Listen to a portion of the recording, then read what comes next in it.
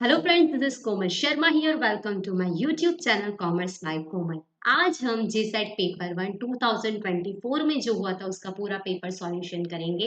अगर मैंने 2025 का भी पेपर 1 और पेपर 2 दोनों सॉल्यूशन प्रोवाइड कर दिए हैं, अगर आपको कहीं भी वो यूजफुल हो रहा है तो प्लीज डू लाइक, शेयर और सब्सक्राइब। ठीक है, तो आज हम आगे बढ़ रहे हैं जेसेट पेपर 1 2024 पे। ठीक है, let's begin with JSET. Number one question, semantic barrier in communication is generally जो हमारे बैरियर्स होते हैं अलग अलग प्रकार के होते हैं, जिसमें सेमेंटिक बैरियर है।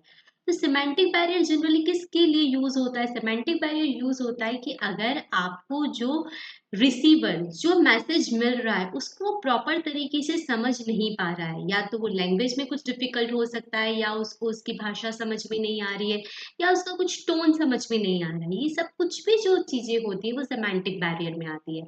तो इधर हमारा क्वेश्चन का आंसर बनेगा सेमेंटिक बैरियर, यानी use of technical difficult language. अगर जो बंदा अच्छे से लैंग्वेज यूज नहीं कर रहा है, जो सामने वाले को समझ में नहीं आ रहा है, तो उससे सेमेंटिक बैरियर अराइज होता है। यूज ऑफ टेक्नोलॉजी से टेक्निकल बैरियर अराइज होता है, जैसे कि आपने मोबाइल फोन यूज किया है, उससे आप कन्वर्सेशन कर रहे हैं, लेकिन सामने जो आपकी दादी अम्मा बैठी है उनको मोबाइल फोन इतना यूज करते नहीं आता है, तो तब जो बैरियर यूज होता है वो टेक्निकल बैरियर, यानी यूज ऑफ टेक्नोलॉजी की वजह से जो बैरियर यूज हो रहा है वो टेक्निकल बैरियर होता है। लेक ऑफ अटेंशन, अगर आपने किसी चीज के लिए ध्यान ही नहीं दिया, प्रॉपर अटेंशन ही नहीं दिया, तो वो आपका साइकोलॉजिकल बैरियर होता है, उसकी वजह से सेमेंटिक बैरियर अराइज नहीं होता है। लेक ऑफ कोऑर्डिनेशन, अगर कंपनी में आप दो बंदे जो कोऑर्डिनेशन करने में दिक्कत आ रही है, तब ऑर्गेनाइजेशनल बैरियर अराइज होता है।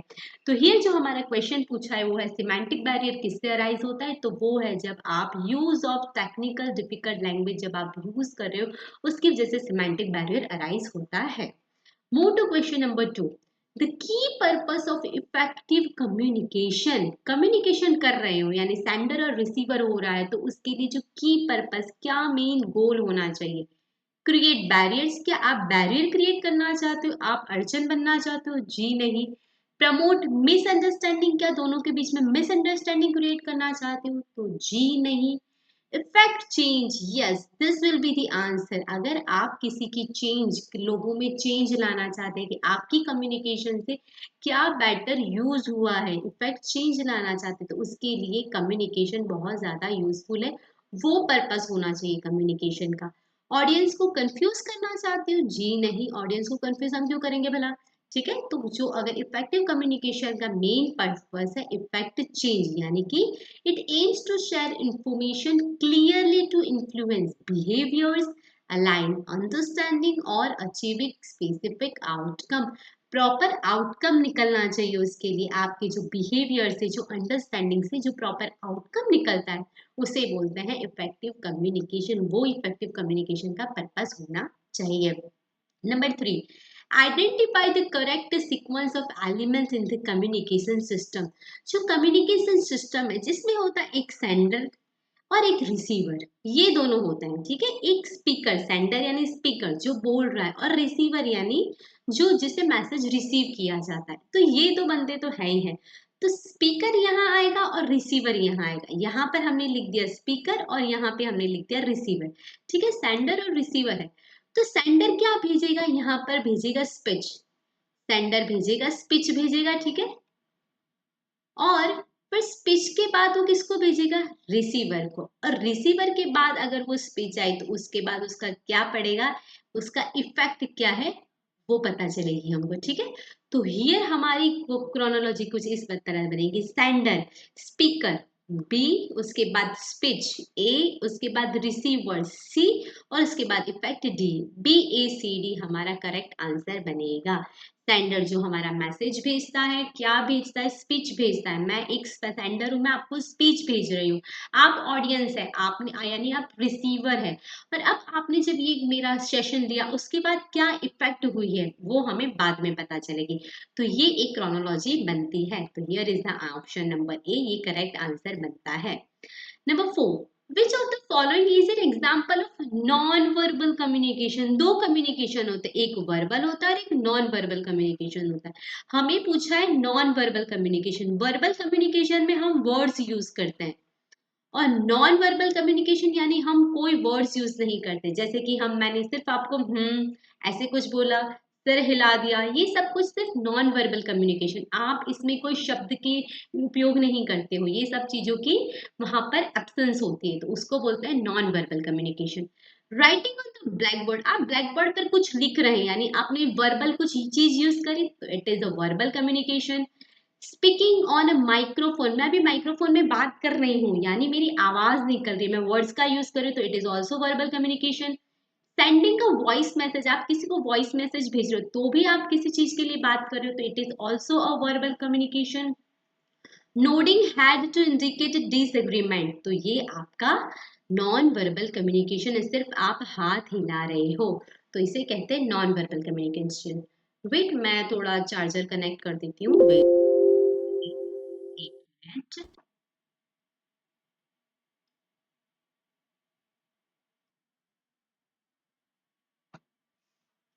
हाँ, sorry, sorry to interrupt you, ठीक है, तो यहाँ पर हमारा जो क्वेश्चन बनेगा वो है, वो आंसर बनेगा वो है nodding head to indicate disagreement, यानी सिर्फ हम सिर हिला रहे हैं जिसकी वजह से हम ये नॉन वर्बल कम्युनिकेशन बन रहा है।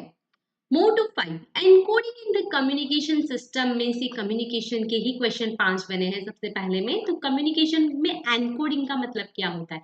देखिए, एक जो सेंडर होता है वो कुछ मैसेज आपको भेज रहा है, ठीक है, तो ये जो चीज है वो एनकोडिंग बनती है। आप कुछ एनकोड कर रहे हो, कुछ आप उसका अर्थ निकाल रहे हो, वो होता है एनकोडिंग। और एक चीज होती है डिकोडिंग। डिकोडिंग कब होता है? जब रिसीवर को वो मिल जाता है मैसेज और उसके बाद कुछ वो उसका अर्थ निकाल रहा है, that is called the decoding, ठीक है। तो ये एक एनकोडिंग होता है, ये डिकोडिंग होता है। आपको पता चल रही होगी, सेंडर एक जो मैसेज एनकोड करता है उसको एंडर एनकोडिंग बोलते हैं, और रिसीवर जो मैसेज डिकोड करता है, जो यानी वो मैसेज को समझने की कोशिश करता है, उसको डिकोडिंग बोलते हैं, ठीक है। तो encoding in the communication system means converting thoughts और idea into a message. Yes, हम सेंडर है और हम हमारे थॉट्स होते हैं, आइडिया होते हैं, उसे मैसेज में कन्वर्ट करके आपको भेज रहे हैं, तो ये आंसर बनने के पूरे चांसेस है। आगे हम क्वेश्चन को एलाबरेट करते हैं। ट्रांसलेटिंग मैसेजेस इनटू आइडियाज और थॉट्स, मैसेज को ट्रांसलेट कर रहे हैं आइडिया और थॉट्स में। हम जो मैसेज यहाँ पर हम मैसेज भेज रहे हैं उसको हम आइडिया और थॉट्स में ट्रांसलेट कर रहे हैं। Providing opinion on the sender, sender का ओपिनियन हम प्रोवाइड कर रहे हैं, वो तो डिकोडिंग बनेगा। Avoiding difficult words in the message, ऐसा तो ये तो बैरियर होता है अगर हम कुछ अवॉइड कर रहे हैं, तो here is the answer is converting thoughts और आइडियाज इनटू अ मैसेज। हम सिर्फ ट्रांसलेट नहीं कर रहे उसका, हम हिंदी का गुजराती, गुजराती का संस्कृत, ऐसा कुछ भी नहीं कर रहे हैं, हम कन्वर्ट कर रहे अपने थॉट्स और आइडिया को मैसेज में, तो वो आता है एनकोडिंग में। आप इस एनकोडिंग और डिकोडिंग के मैंने इधर डेफिनेशन भी लिख दी, तो आप बेटर तरीके से समझ पाएंगे जब आपको रिवाइज करना है तब। तो थॉट्स और आइडिया को आप किसी कोड में कन्वर्ट कर रहे हैं तो उसे एनकोडिंग कहेंगे, लेकिन अगर रिसीवर कुछ चीज इंटरप्रेट कर रहा है तो उसे हम डिकोडिंग कहेंगे, ठीक है। 6, which one among the following is the common language for AI? AI यानी आर्टिफिशियल इंटेलिजेंस, जो अभी जोरों शोरों से यूज हो रहा है, उसकी कॉमन लैंग्वेज कौन सी है? तो हम पहले इन सबको समझेंगे, ये लैंग्वेजेस कौन से, मैंने सिर्फ ये क्वेश्चन है, ये मैंने इनके सॉल्यूशन यहाँ पर प्रोवाइड करे ताकि आप बेटर तरीके से समझ पाए कि क्या कहना चाहते हैं। तो आप समझिए, लिस्प किसके लिए होता है? ये एआई की बहुत स्टार्टिंग ओरिजिनल लैंग्वेज है, लेकिन अभी ये यूज नहीं होती। लेकिन पाइथन, यस, पाइथन एआई की लैंग्वेज है, एआई की कॉमन लैंग्वेज है, जो ओपन सोर्स एआई टूल्स के लिए यूज होती है। पीएचपी भी एआई की यूज नहीं, वो वेब डेवलपमेंट के लिए स्क्रिप्टिंग लैंग्वेज है। जावा भी यूज नहीं होती, कि जावा एक एआई लैंग्वेज है लेकिन वो पाइथन के मुकाबले कम यूज होती है। तो हियर इज द सबसे जो स्ट्रॉन्ग है कॉमन लैंग्वेज, वो एआई के लिए पाइथन है। तो ये हमारा आंसर बनेगा पाइथन, जो एआई की लैंग्वेज की कॉमन लैंग्वेज है। 7, regarding ICT based governance, which of the following statement are correct? ICT यानी इंफॉर्मेशन एंड कम्युनिकेशन टेक्नोलॉजी जब हम यूज करें तो गवर्नेंस यानी आप जो पॉलिसी रेगुलेट कर रहे हैं उसमें वो किस तरह से बेनिफिट रहेगा। Increasing transparency is an advantage of ICT based governance. Transparency होती है, यस। पहले हम क्या करते थे, जो पेन किताबों में हम लिखा करते थे हमारे अकाउंटर, और अब हम जब उसका टैली और इस तरह से सॉफ्टवेयर में लिखते हैं तो हमारे कुछ गलती होने की चांसेस है नहीं, वहां पर पूरा का पूरा आपको सिनारियो दिख जाता है, यानी ट्रांसपेरेंसी वहां पर क्लियर हो जाती है।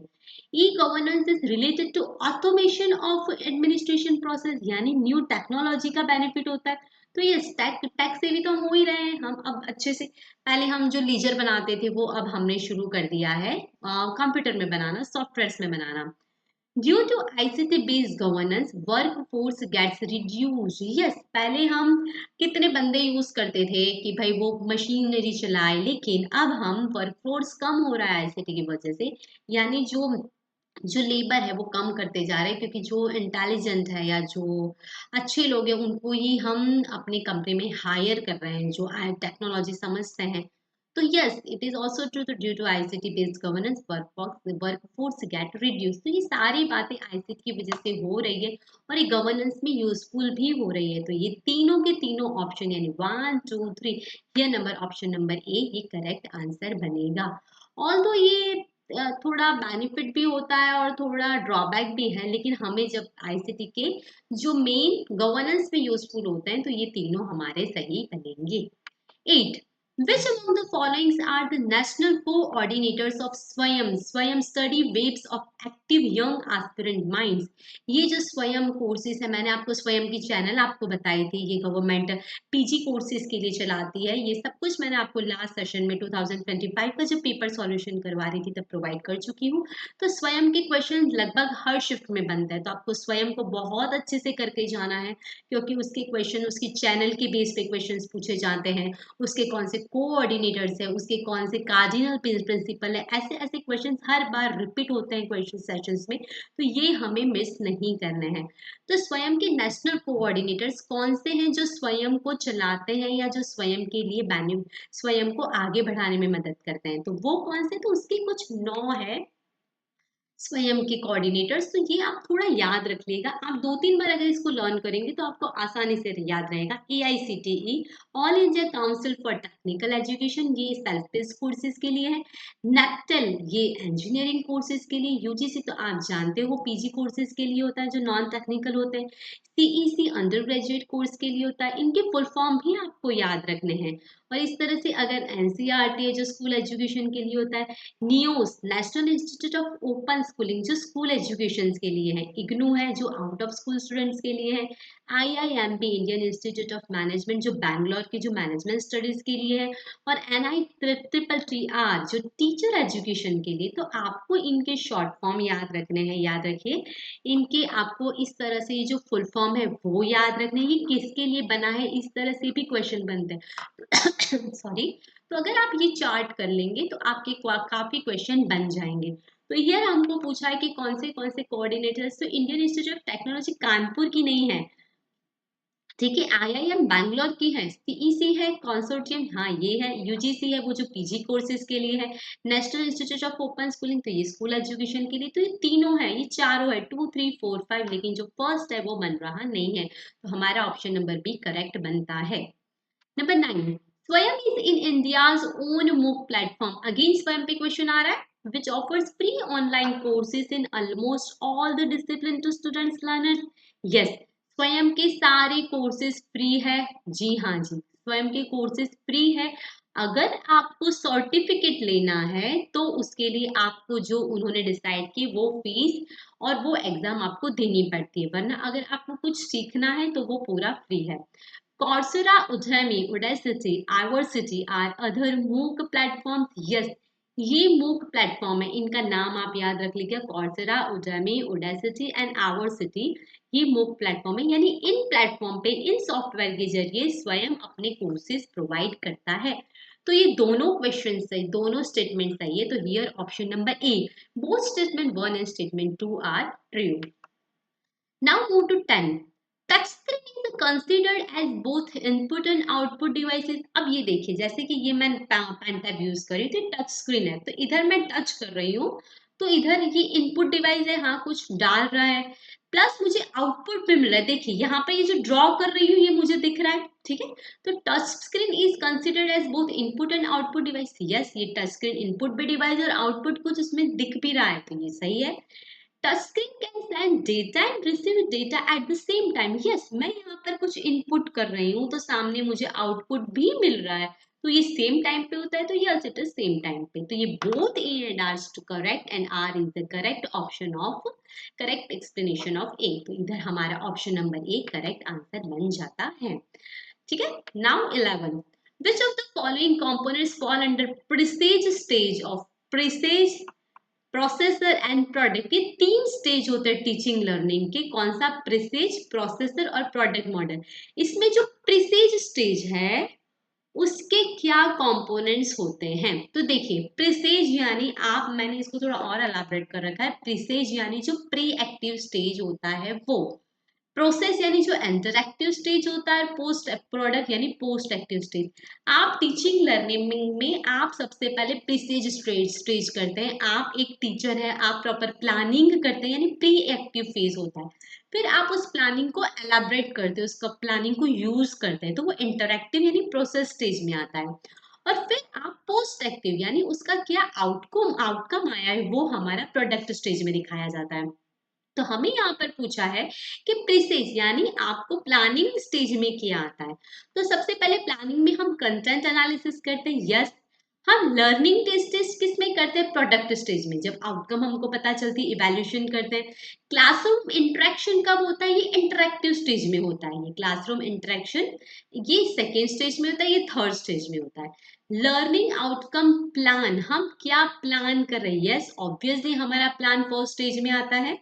लर्निंग सुपरविजन, सुपरविजन हम किस में करेंगे, ऑलरेडी हम इवैल्यूएशन स्टेज में करेंगे, तो ये अगेन थर्ड स्टेज में आएगा।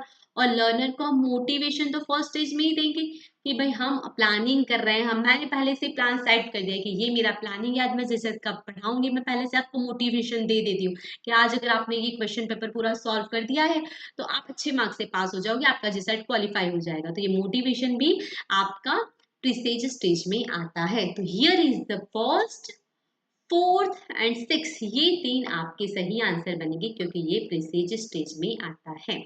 ओके, तो आप ये तीन चीज pre active stage, interactive stage और पोस्ट एक्टिव, इस तरह से भी आपको पूछते हैं। डंकिन बिजल का प्रीसेज, प्रोसेस और प्रोडक्ट स्टेज क्या है वो भी आपको पूछते हैं। तो आपको सिर्फ समझना है कि कब प्लानिंग करना, कब इंटरेक्शन करना और कब आपको आउटकम मिल रहा है, वो कौन से स्टेज में क्या है।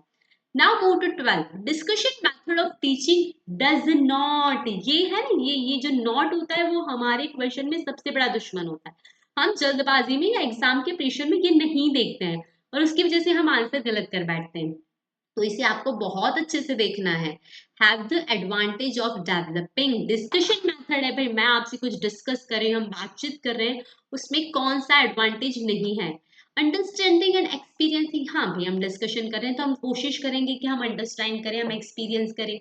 रिफ्लेक्टिव लेवल ऑफ एक्सपीरियंस, हम बहुत बेटर तरीके से उसको अंडरस्टैंड करें, एक एक्स्ट्रा लेवल से हम हमारा खुद का दिमाग भी लगा के उसको एक्सप्लेन करें, then it is true. Active learning, या हम एक्टिव लर्निंग करते हैं डिस्कशन में, आप और मैं डिस्कशन कर रहे हैं तो हम प्रॉपर एक्टिव लर्निंग करते हैं, आप भी कुछ सीख रहे हैं मैं भी आपसे कुछ सीख रही हूँ।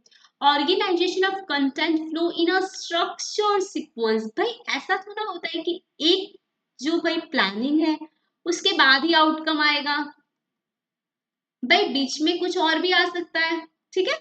तो ये जो सीक्वेंस वो स्टेप फॉलो नहीं होती, बस सीक्वेंस स्ट्रक्चर सीक्वेंस फॉलो नहीं होती, कभी आगे पीछे कुछ हमारे फ्लोज रहते हैं, कुछ हमारे थॉट्स रहते हैं, तो उसकी वजह से ये स्ट्रक्चर सीक्वेंस में नहीं होता है। तो ये हमारा जो एडवांटेज नहीं है, बस स्ट्रक्चर सीक्वेंस में ये नहीं होता है। तो here is the option number D हमारा करेक्ट आंसर बनता है। Number 13.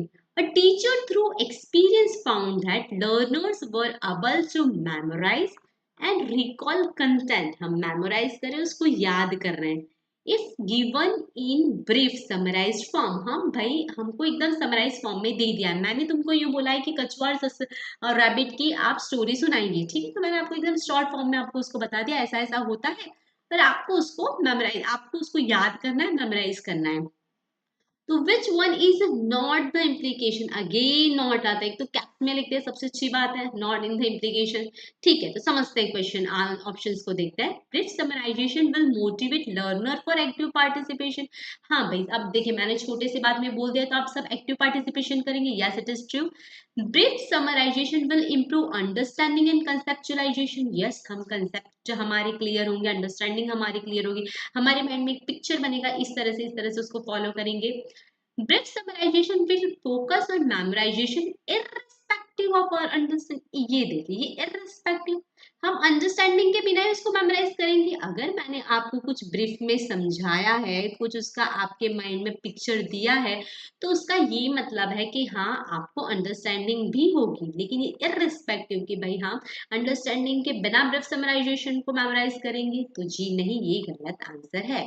ब्रीफ समराइजेशन इज की फॉर कॉग्निटिव लर्निंग। कॉग्निटिव, आप जो हायर लेवल की लर्निंग करना चाहते हैं, खुद से जो सोचना चाहते हैं, उसके लिए ब्रीफ समराइजेशन जरूरी है। तो हाँ, ये भी सही है। तो हमारा ऑप्शन नंबर सी जो लिखा हुआ है कि उसके लिए इररिस्पेक्टिव ऑफ अंडरस्टैंडिंग है, तो ये नहीं आएगा, रिस्पेक्टिव ऑफ अंडरस्टैंडिंग आएगा। तो here option number C correct answer. Number 14, तो online teaching has advantage with reference to. अब ऑनलाइन टीचिंग कर रहे हो, मैं आपको यहाँ से पढ़ा रही हूँ, तो उसका क्या बेनिफिट होता है? Use of multimedia system. Yes, हम मल्टीमीडिया सिस्टम का यूज कर सकते हैं। मैं यहाँ पर पिक्चर्स अपलोड कर सकती हूँ, आपको उससे सिखा सकती हूँ। Yes it is true. Well structuring of teaching, या हम स्ट्रक्चर वे में टीचिंग करते हैं। मैंने पहले 2025 के बनाए, फिर 24 के अपने पेपर्स बना, सॉल्यूशन प्रोवाइड कर रही हूँ, तो स्ट्रक्चर वे होता है। ऑब्जेक्टिव बेस्ड टीचिंग, कुछ ऑब्जेक्टिव रहता है। यस, मुझे कॉमर्स स्टूडेंट को पढ़ाना है, जी सेट के लोगों को पढ़ाना है, तो yes it is objective based teaching. तो ऑल ऑफ द अबव ये क्वेश्चन का हमारा आंसर बनेगा कि option number D is the correct answer. Number 15, which of the following learner characteristics disturb classroom teaching. Learner की ऐसी क्या जो हमारे कैरेक्टरिस्टिक्स होते हैं जिससे क्लासरूम टीचिंग डिस्टर्ब होता है? तो नंबर 1, सेल्फ कॉन्फिडेंस। में लर्नर का सेल्फ कॉन्फिडेंस अच्छा है तो इसे क्लासरूम डिस्टर्ब होगा? जी नहीं।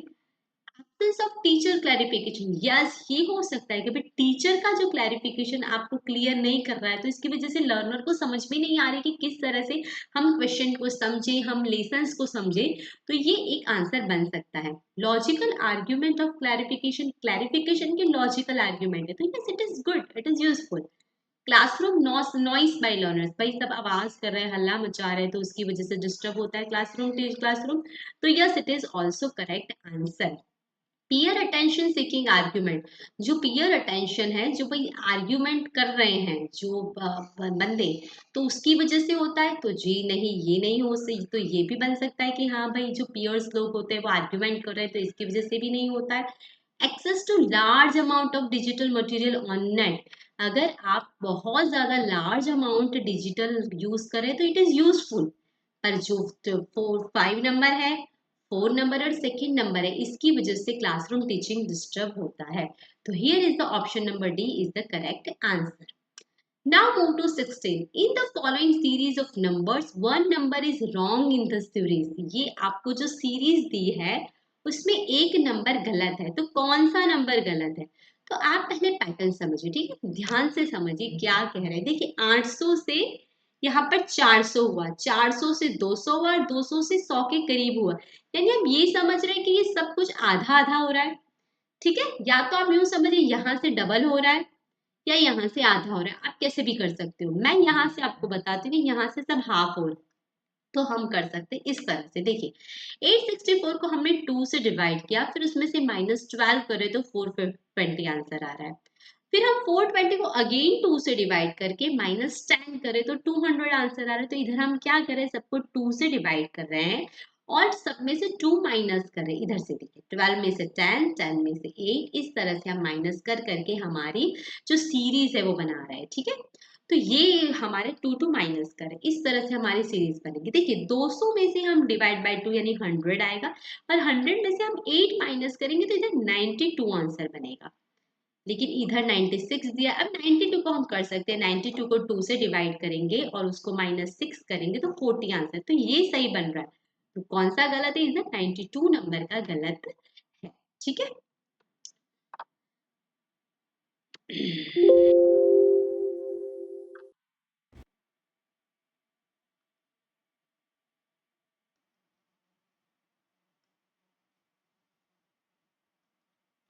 Sorry to interrupt you. Now move to question number 17. The difference between compound and simple interest on a certain sum of money at the interest rate of 10% per annum for 1.5 years is rupees 183. When the interest is compounded semi-annually, what is the sum of money? अब ध्यान से समझिए इस question को। आप इस question को दो तरीके से कर सकते हैं। सबसे पहले आप सिंपल इंटरेस्ट का फॉर्मूला आपको पता है, पी आर एन अपन 100, इसको सम करके, इसमें पी की वैल्यू हमारे पास नहीं है लेकिन आर और एन की वैल्यू रख के आप ये कर सकते हैं। कंपाउंड इंटरेस्ट का जो फॉर्मूला है जिसमें हम लिखते हैं P 1 - R upon 100 multiply by power N. इसके हम इन दोनों में पी नहीं रखेंगे लेकिन और सब वैल्यू रख के हम फिर एस आई माइनस सी आई करके उनका डिफरेंस हमको दे रखा है 183, इस तरह से हम करेंगे, कर सकते हैं। ये थोड़ी लॉन्ग मेथड होती है, आपको कंपाउंड इंटरेस्ट ढूंढना होता है, ये ढूंढना होता है, उसमें पॉइंट की मेथड आती है। एन आपको 1.5 मल्टीप्लाई बाय 2, क्योंकि वो हमें सेमी एन्युअली बोला है, उसकी 3 जो पावर होती है उस तरह से करना है, तो ये थोड़ा लॉन्ग मेथड हो जाएगा। तो पर मैं आपको एक थोड़ा सा आसान मेथड बताना चाहती हूँ, आप इससे भी कर सकते हैं, ऐसा कुछ भी नहीं है। लोग लॉन्ग मेथड से भी कर रहे हैं लेकिन उसमें टाइम कंज्यूमिंग बहुत होता है। तो अगर आपको शॉर्ट मेथड समझ में आ रहा है तो प्लीज एक बार उसको ट्राई करिए, वो थोड़ा आसान है। कुछ क्वेश्चन में वो फॉलो हो जाता है, वो आसानी से बन भी जाता है। तो देखिए मैं इधर शॉर्ट ट्रिक लाई हूँ। तो देखिए कंपाउंड इंटरेस्ट की शॉर्टकट की है। देखिए 1 ईयर का कंपाउंड इंटरेस्ट करना है तो 1, 2 ईयर का 2 1, क्योंकि 1 प्लस 2 3 4 इस तरह से। फिर आपको एक टेबल बनाए, ट्राइंगल टेबल बनाना है। 1 2 प्लस 1 इधर 3 बनता है और 1 का 1, 3 प्लस 3 इधर 6 और 3 प्लस 1 4, और इस तरह से ये कंपाउंड इंटरेस्ट का एक ट्रिक है। अब देखिए हमें यहाँ पर पी ढूंढना है। आज हमें पता है 10% है, लेकिन हमें एक चीज बता रखी है कि देखिए यहाँ पर when the interest is compounded semi-annually compound हो रहा है, यानी हम उसको कर सकते हैं, उसे हाफ कर सकते हैं क्योंकि पूरे एनुअली में वो 10% है और वो सेमी एनुअली कंपाउंड हो रहा है, यानी 5% हम इधर लिख सकते हैं। और योर से 1.5, लेकिन सेमी एनुअली है तो यानी उसको 1.5 को हाफ ईयर यानी 6 महीने में सिर्फ डेढ़ ईयर्स का है, तो हम उसको मल्टीप्लाई बाय 2 कर देंगे तो 3 ईयर्स बन जाएगा क्योंकि वो सेमी एनुअली है। यहाँ पर हमें उसे मल्टीप्लाई करना है, यहाँ पर डिवाइड करना है, ये चीज आपको हमेशा याद रखनी है। ठीक है, यहाँ पर बन गए 3 इयर्स, और 3 इयर्स के लिए ये ट्रिक है 3:3:1, ये जो हमने यहाँ से उठाया है ना, इसको लेते हैं 3:3:1। ठीक है, अब हम क्या करेंगे, ऐसे क्वेश्चन को हम ऑप्शन से सॉल्यूशन करके करने की कोशिश करेंगे। देखिए 19,200 है, 24,000 है, 35,000 है और 38,060 है। तो हम आसानी से समझ सकते हैं जो 3 से डिवाइड हो रहा है वो सिर्फ एक यही है। आप और ऑप्शन को भी ट्राई कर सकते हो। आप इन क्वेश्चन को 2-3 बार अगर प्रैक्टिस करोगे तो आपको ये मेथड बड़ी नहीं लगेगी, आप आसानी से सॉल्व कर पाओगे। सिर्फ प्रैक्टिस मेक्स मैन परफेक्ट, आपको बहुत ज्यादा प्रैक्टिस करनी पड़ेगी। ठीक है, तो हम ऑप्शन से ट्राई करेंगे इसको सॉल्व करने में। तो हमने देखिए यहाँ पर 24,000 ले लिया है। ठीक है, तो उसको हम क्या करेंगे, सबसे पहले 5% है क्योंकि हमारा रेट ऑफ इंटरेस्ट 5% है, तो 24,000 का 5% करेंगे तो कितना आएगा, 1200। ये याद रखिए 24 का 1200। अब ये जो 1200 इसको यहाँ ले आएंगे, 1200 का 5% करेंगे तो 60 आएगा और 60 का 5% करेंगे तो 3 आंसर आएगा। इस तरह से ये हमारा आंसर आ रहा है। समझ में आ रहा है मैं क्या कहना चाहती हूँ? ठीक है, अब ये जो 1200 60 और 30 जो आया है इसको हम इस रेशियो से मल्टीप्लाई करेंगे, 3:3:1। तो इधर हमारा आंसर बनेगा 1200 का मल्टीप्लाई बाय 3, 3600, 60 का 3 180 और 3 मल्टीप्लाई बाय 3, यानी इन तीनों का जो प्लस करेंगे उससे हमारा आंसर बनेगा 3783। ठीक है, समझ में आ रहा है क्या मैं बोलना चाहती हूँ? हमने क्या किया, सबसे पहले कंपाउंड इंटरेस्ट की जो ट्रिक है वो शॉर्टकट की हमने समझी, उसका एनुअल हमने 5% निकाला, हमने उन्हीं मेथड यूज करी, यानी हम रिवर्स जा रहे हैं, हम ऑप्शन से उसको सॉल्व करने की कोशिश कर रहे हैं। तो इधर हमारा कंपाउंड इंटरेस्ट ये 3783 आया। अब हमारे सिंपल इंटरेस्ट हमको पता है, जो फर्स्ट ईयर में जो सिंपल इंटरेस्ट है वो ही हमारा सारे ईयर्स में होगा कि सिंपल इंटरेस्ट हर ईयर में सेम ही रहता है। तो इधर हमारे फर्स्ट ईयर में जो इंटरेस्ट है 1200 रुपए, उस वही हमारा सिंपल इंटरेस्ट रहेगा, तो 1200 मल्टीप्लाई बाय 3 3600 रुपए हमारा सिंपल इंटरेस्ट रहेगा। कंपाउंड इंटरेस्ट ये है और सिंपल इंटरेस्ट ये है, इन दोनों का हम माइनस करेंगे तो हमारा आंसर 183 है। और हमारी क्वेश्चन में पूछा भी हुआ है कि क्वेश्चन में दे भी रखा है कि डिफरेंस उसका 183 है। तो हमने इधर जब सॉल्यूशन प्रोवाइड किया तो उससे हमारा डिफरेंस 183 निकल रहा है। तो इधर जो 24,000 है वो हमारा प्रिंसिपल अमाउंट बनेगी। ओके, समझ में आ गया। ये मेथड को आप 2-3 बार करोगे तो आप उस मेथड को अच्छे से कर पाओगे। ठीक है, नाउ रख now move to option question number 18। What will be the number, हमें एक टेबल दे रखा है जिसमें 5 स्टेट्स दे रखे A B C D E, उनकी poverty line below poverty line के हमारे परसेंटेज दे रखे। ये पॉपुलेशन है। हाँ, ये पॉपुलेशन परसेंटेज है जो बिलो पॉवर्टी लाइन है। ठीक है, पॉपुलेशन ऑफ मेल है और पॉपुलेशन ऑफ फीमेल है। बिलो पॉवर्टी लाइन और अबो पॉवर्टी लाइन में जो मेल और फीमेल है उसका रेशियो दे रखा है। ठीक है, तो पॉपुलेशन पॉवर्टी लाइन की 35%, 25% ये उनके परसेंटेज दे रखे हैं। अब हमें क्वेश्चन में क्या पूछा है, what will be the number of females above poverty line in the state D। अब देखिए स्टेट डी को पकड़िए, बिलो पॉवर्टी लाइन है 19%, तो अबव पॉवर्टी लाइन कितना हुआ, 100 माइनस 19 करेंगे तो हमें अबव पॉवर्टी लाइन मिल जाएगा, यानी 81%। If it is known that the population of state D is 7 million, state D की population कितनी है, 7 मिलियन, यानी 7 के 81% हम कर सकते हैं। कितना आएगा आंसर, तो हमें क्या ढूंढना है, what will be the number of female. देखिए ये अबव पॉवर्टी लाइन ये रहा, इसमें नडी ये रहा 4:3, और इसमें फीमेल का रेशियो ये रहा 3/7। समझ में आ रहा है क्या करा है, हमें बिलो पॉवर्टी लाइन दे रखा है, इसको हम अबव पॉवर्टी लाइन में कन्वर्ट करेंगे, और जो पॉपुलेशन है उसमें जो फीमेल का क्राइटेरिया है वो पूछा है। तो हम इधर सॉल्यूशन करेंगे। देखिए मैंने सॉल्यूशन प्रोवाइड कर रखा है आपको। 100 में से 19 81%, और 81% जो 7 मिलियन है उसको हम 81% करेंगे तो 5.67 मिलियन आएगा, और रेशियो जो फीमेल का है वो 3/7 है।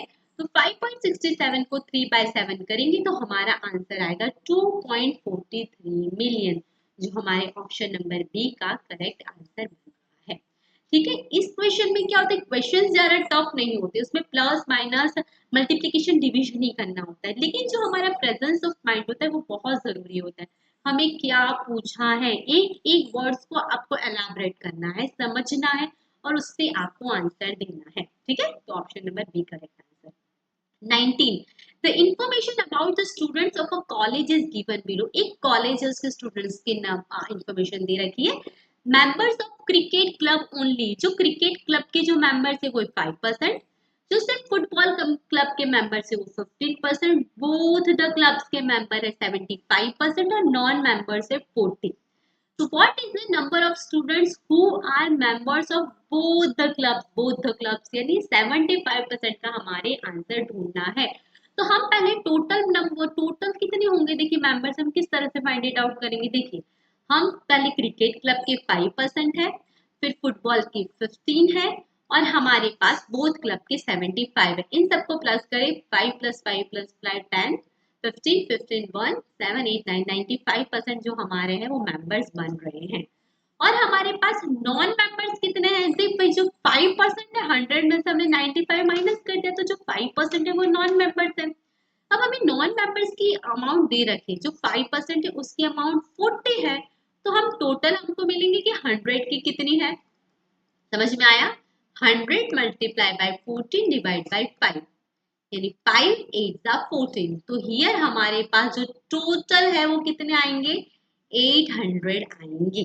अब हमें वापस क्वेश्चन की तरफ मूव करें। What are members of both the club, दोनों क्लब के मेंबर्स यानी 75% फाइंड करना है, तो हम 800 के 75% कितने होते हैं, तो वो होते हैं 600। ठीक है, आप इधर से 0 को कट करेंगे और 75 मल्टीप्लाई बाय 8, इट इज 600 आपका आंसर आ रहा है।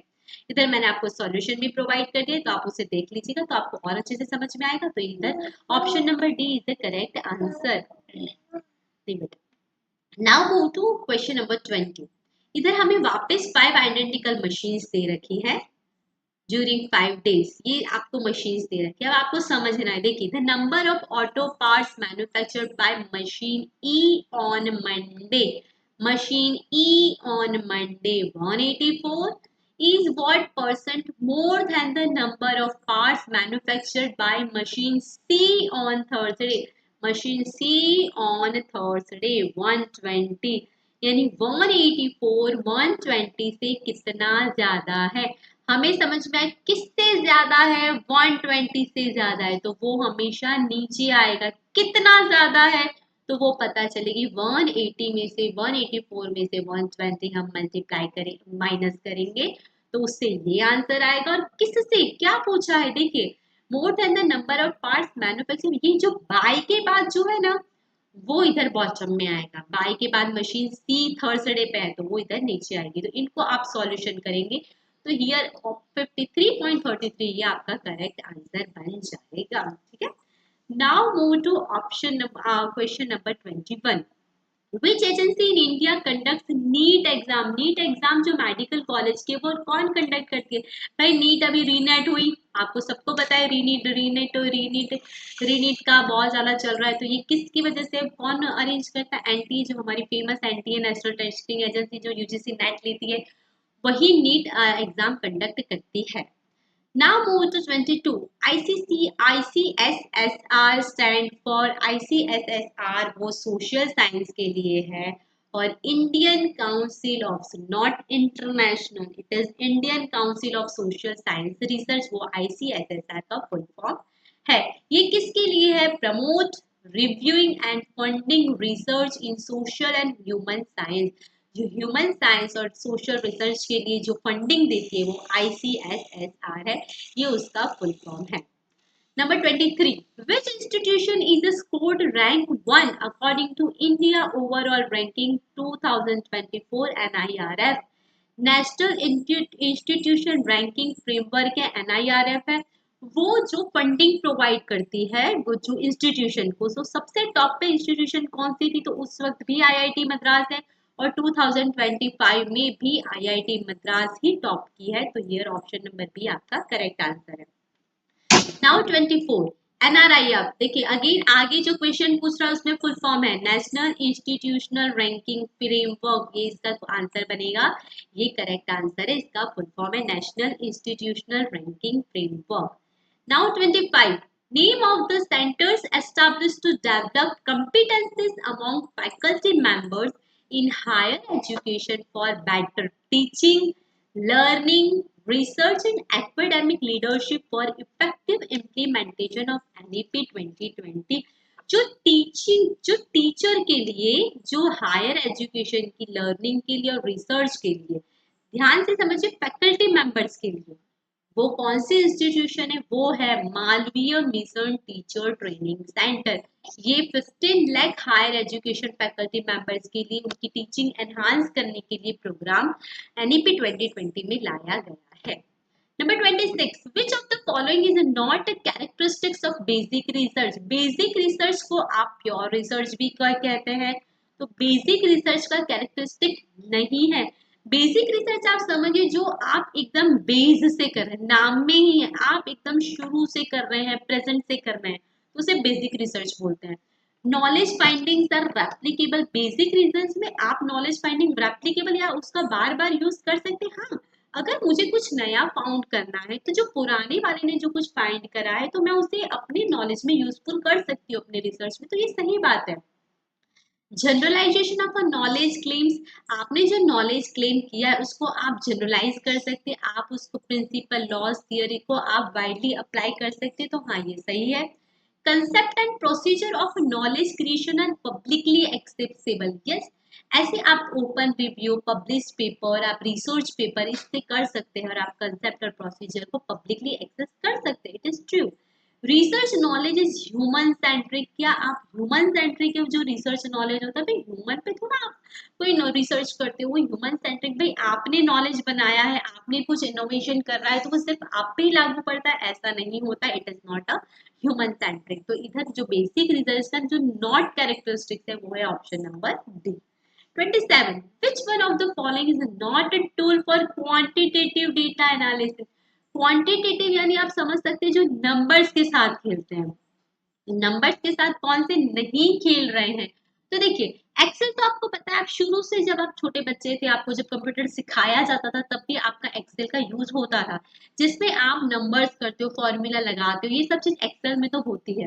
अब आपने एसपीएसएस भी कहीं पढ़ा होगा, नहीं पढ़ा है तो आप अगर पीएचडी में जा रहे हैं, एनरोल करें, तो उसमें जो क्वांटिटेटिव डेटा एनालिसिस है वो इसी सॉफ्टवेयर में होता है, स्टेटिस्टिकल सॉफ्टवेयर में। मैथ लैब ये नाम से ही पता है कि क्वांटिटेटिव डेटा एनालिसिस है। लेकिन जो वर्ड है, वर्ड वो क्वांटिटी से नहीं खेलता है, वो क्वालिटी से खेलता है, यानी आप किस तरह से उसमें प्रोसेसिंग कर रहे हैं वो एमएस वर्ड में आता है। It is not for quantitative data. MS Excel, SPSS का फुल फॉर्म भी आप याद रखिएगा, काफी बार आता है। It is statistical package for social science, it is used for statistical analysis. जो हम रिसर्च में स्टेटिस्टिकल एनालिसिस लगाते हैं उसके लिए SPSS it is the best tool, ठीक है। तो एमएस वर्ड इधर क्वांटिटेटिव एनालिसिस के लिए नहीं है, तो option number A correct answer बनता है। 28. A researcher intends to explore the results of possible factors for the organization of girl student support system development in the college campus. भाई ये गर्ल स्टूडेंट का सपोर्ट सिस्टम हमने शुरू किया है और उसका किस तरह से डेवलपमेंट कॉलेज कैंपस में हो रहा है, तो उसके बारे में हमें स्टडी करना है। तो कौन सा एनालिसिस आएगा? डिस्क्रिप्टिव आएगा, हिस्टोरिकल आएगा, फिलोसॉफिकल आएगा, कि एक्सपेरिमेंटल आएगा? अब देखिए इन सबका आपको अगर मतलब पता होगी तो आसानी से समझ पाएंगे। देखिए एक्सपेरिमेंट में क्या आता है, आपको कॉज इफेक्ट करना हो तब एक्सपेरिमेंट डेटा यूज होते हैं, ठीक है। फिलोसॉफिकल आपको किसी की फिलोसॉफी के बारे में जानना है, हिस्टोरिकल तो पास्ट के बारे में आता है, जो डिस्क्रिप्टिव है वो प्रेजेंट के बारे में आता है। और इधर हमें क्या पूछा है कि भाई जो गर्ल्स नॉलेज है, जो गर्ल्स का नॉलेज है, जो गर्ल्स स्टूडेंट सपोर्ट सिस्टम है, उसका डेवलपमेंट कैंपस में किस तरह से वो फाइंड इट आउट करना है। तो हियर जो हमारा प्रेजेंट जो नॉलेज हम डिस्क्राइब करते हैं वो है हमारा डिस्क्रिप्टिव सर्वे मेथड से हम फाइंड इट आउट करते हैं। फिलोसॉफिकल मेथड आइडियाज और वैल्यूज पे होते हैं, हिस्टोरिकल हिस्ट्री या पास्ट पे होते हैं। तो हमारा ऑप्शन नंबर ए करेक्ट बनेगा। 29. What percentage of observation are broadly covered in plus or minus 2 standard deviation of a normal probability distribution? देखिए ये लास्ट 2025 में भी इससे क्वेश्चन बना था कि प्लस और माइनस जो 3 डेल्टा कुछ किस तरह से आएगा, भाई कौन से कितने हाफ में आएगा, इस तरह से। तो इधर भी यही क्वेश्चन है। देखिए आप अगर ये डायाग्राम लर्न कर लेंगे ना, तो आपका सारे क्वेश्चन इस जो स्टेट्स के हैं, जो रिसर्च से है, वो आसानी से बन जाएंगे। देखिए क्या पूछा आपको, प्लस और माइनस 2 स्टैंडर्ड डेविएशन। देखिए यहाँ से आपको ये मिडल वैल्यू है, सिमेट्रिकल बेल कर्व है, यहाँ पर है, इधर जा रहे हैं तो प्लस और इधर जा रहे हैं तो माइनस। इधर 1 स्टैंडर्ड डेविएशन, 2 और 3 स्टैंडर्ड डेविएशन, इधर माइनस में वैल्यू आ रही है। हमें क्या पूछा है, यहाँ से लेके प्लस 2 स्टैंडर्ड डेविएशन से माइनस इतनी वैल्यू हमको पूछी है। तो इसके लिए हम क्या करेंगे, देखिए हमको बीच की जो वैल्यू है वो 34.1%, 34.1% ये होती है, और ये जो वैल्यू है 13.6% अप्रॉक्स होती है। तो हमें इतनी वैल्यू हम किस तरह से, देखिए 34 ये 68% अप्रॉक्स होगा। तो हमारा प्लस और माइनस 1 डेल्टा हमको पता चलेगी 68% है, और 2 का कितना है, इन सबको प्लस करें, 34 68, 68 प्लस 13 और 68 प्लस 13 हम करेंगे तो अप्रॉक्स हमारा 95% करेक्ट आंसर बनेगा, जो प्लस और माइनस 2 डेल्टा है। और जो प्लस और माइनस 3 डेल्टा का आंसर हमारा 99% बनेगा। तो हमको जो प्लस और माइनस 2 डेल्टा पूछा है उसका answer option number D correct 95% बनेगा, ठीक है। Now move to 30. Which one of the following is called a non-probability sampling? दो सैम्पलिंग है, probability और non-probability। इससे भी लास्ट में क्वेश्चन बना था 2025 में। तो देखिए मैंने एक आपको बहुत अच्छे से ये चार्ट जो मैंने एआई से जनरेट करवाया है, इससे आपको ये सारे आपके क्वेश्चन आसानी से बन जाएंगे। ये probability sampling, non probability sampling, ध्यान से इनके टाइप्स भी आपको याद रखने हैं। जो रैंडम सिलेक्शन होता है उसको प्रोबेबिलिटी सैंपल बोलते हैं, जो चांस से आप सिलेक्ट करते हो उसे नॉन प्रोबेबिलिटी सैंपल बोलते हैं। इनका मतलब भी आपको समझना है, इनके टाइप्स भी समझने। प्रोबेबिलिटी सैंपल में सिंडम, simple random, systematic sampling, stratified, cluster और मल्टी स्टेज सैंपलिंग होता है। और नॉन प्रोबेबिलिटी में कन्वेनियंस, जजमेंट, क्वोटा और स्नोबॉल सैंपलिंग होता है। सिंपल रैंडम सैंपलिंग, और इनके मैंने इस तरह से आपको मीनिंग भी बता रखे, एग्जाम्पल के साथ इसमें दे रखे, तो आप उससे आप समझेंगे, ठीक है बेटा। इस तरह से आप समझेंगे, ठीक है। तो हमको क्या पूछा है, कौन सा प्रोबेबिलिटी और कौन सा नॉन प्रोबेबिलिटी है। तो देखिए, cluster it is probability, systematic probability, random probability. तो कौन सा प्रोबेबिलिटी नहीं है, तो कोटा सैंपलिंग प्रोबेबिलिटी नहीं है, क्योंकि वो नॉन प्रोबेबिलिटी सैंपलिंग है। तो आप इस चार्ट को अगर अच्छे से करेंगे तो आपके सारे क्वेश्चन के आंसर आसानी से बन पाएंगे। तो quota sampling is the correct answer. Number 31, given आपको वैल्यूज दे रखी है। देखिए, u की वैल्यू दे रखी है v, w, x की, y की और z की। इसको इन सब में आपको पुट इट आउट करना है और आपको फाइंड इट आउट करना है कि क्या आंसर। देखिए, w की वैल्यू है हमारे पास 3, 3 माइनस 2 का हमने स्क्वायर कर दिया, प्लस y की वैल्यू हमारे पास कितनी है 9, 9 माइनस 5 का स्क्वायर कर दिया। इधर देखिए, v की वैल्यू कितनी है हमारे पास 1/2 और हमारे पास z की वैल्यू कितनी है 1/6।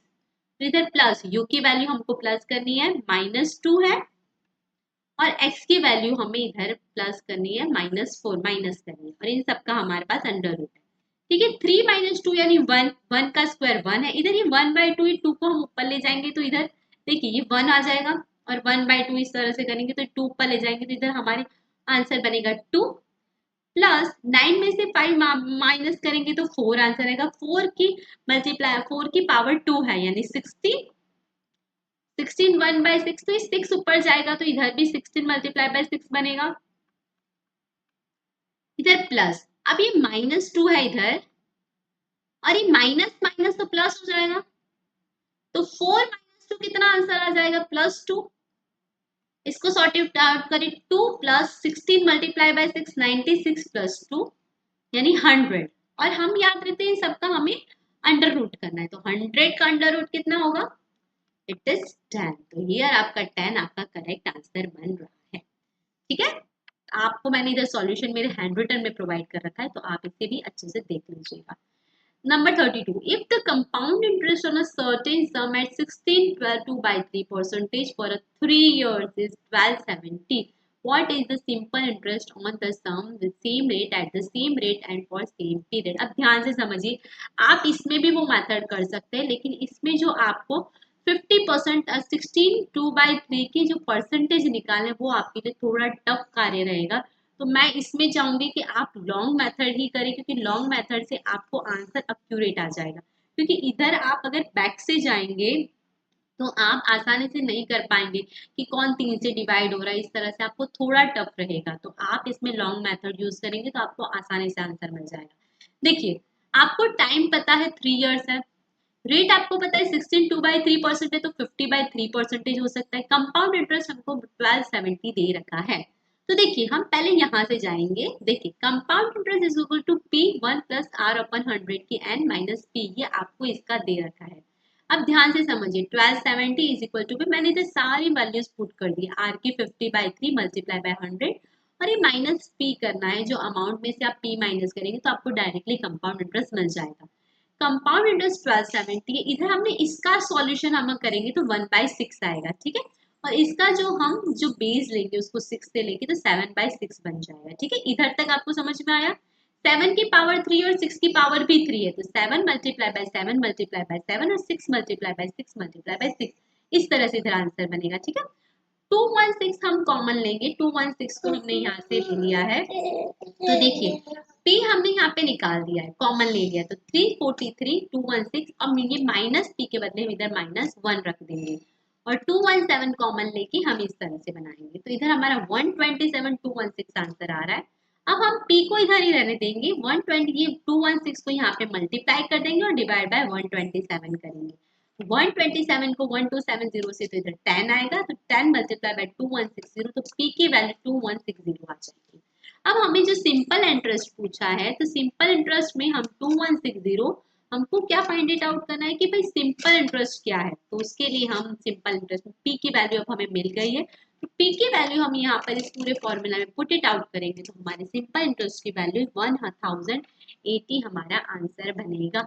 ये मेथड लॉन्ग है, लेकिन इसकी वैल्यूज अगर आप रखोगे तो आपको इतना टफ नहीं पड़ेगा। हाँ, now move to next question. ये हमारा 1080 हमारा करेक्ट आंसर बन रहा है। ठीक है, now 33 complete the letter series. आपको एक सीरीज दे रखी है, उसको आपको कंप्लीट करनी है। तो किस तरह से कंप्लीट करेंगे? देखिए ए बी, फिर ब्लैंक है, फिर ए है, फिर ब्लैंक है, फिर बी है, फिर वापस ब्लैंक है, फिर ए है, फिर बी है। तो देखिए आप थोड़ा प्रैक्टिस करेंगे तो आपको इनका क्वेश्चन आसानी से बन पाएगा। ये किस तरह से सीरीज बन रही है?